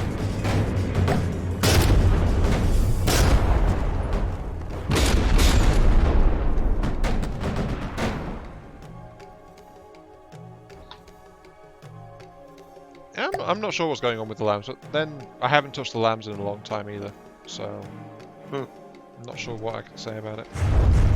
Yeah, beats me. All I know is, no matter what enemy you spawn in, they always shoot for the ship you're on and not the ship I'm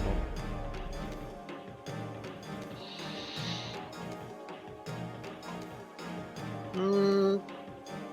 I think I want to try a... See the torpedoes arcing gracefully out of the water Warden. in distance.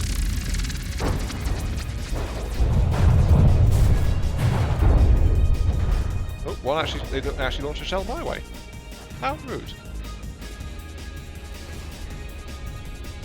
How rude.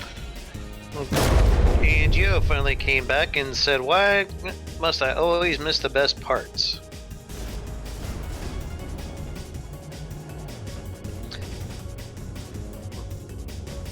Oh, that actually took out a few of them. Yes, I think it's well that the Atlas fires low bore crams. The Singularity needs to fire a bigger one. So yeah, I think it might just be because the Atlas had small, fast cram shots more than anything else. Maybe. Combined with the 500-meter range you've got on those AMS nodes. Then again, crams off of an Atlas, they're garbage anyway. The only thing They they've got going bounce is off of they're everything. harder to detect in general. Geo, you say lots of things.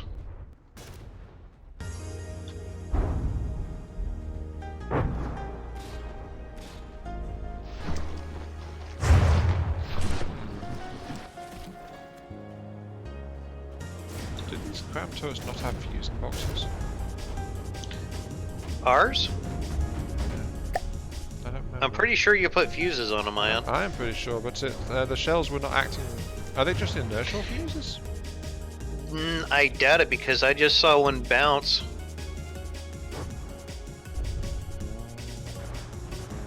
I'm checking. Fusing box. Time from launch. Yeah, so they've got time fuses apparently, but the time was wrong on. I think it's actually multiplayer desync because it could be. Do we yeah. want to do a reset then, real quick? I don't know. I think we're about at the end though, aren't we? You're probably right. So yeah, it's okay. Leave off on the reset. I'll go ahead and save it just in case. I'm just getting a view of it cruising across the water. And you. I'm sorry. I thought. That's okay. That's fine. It's fine.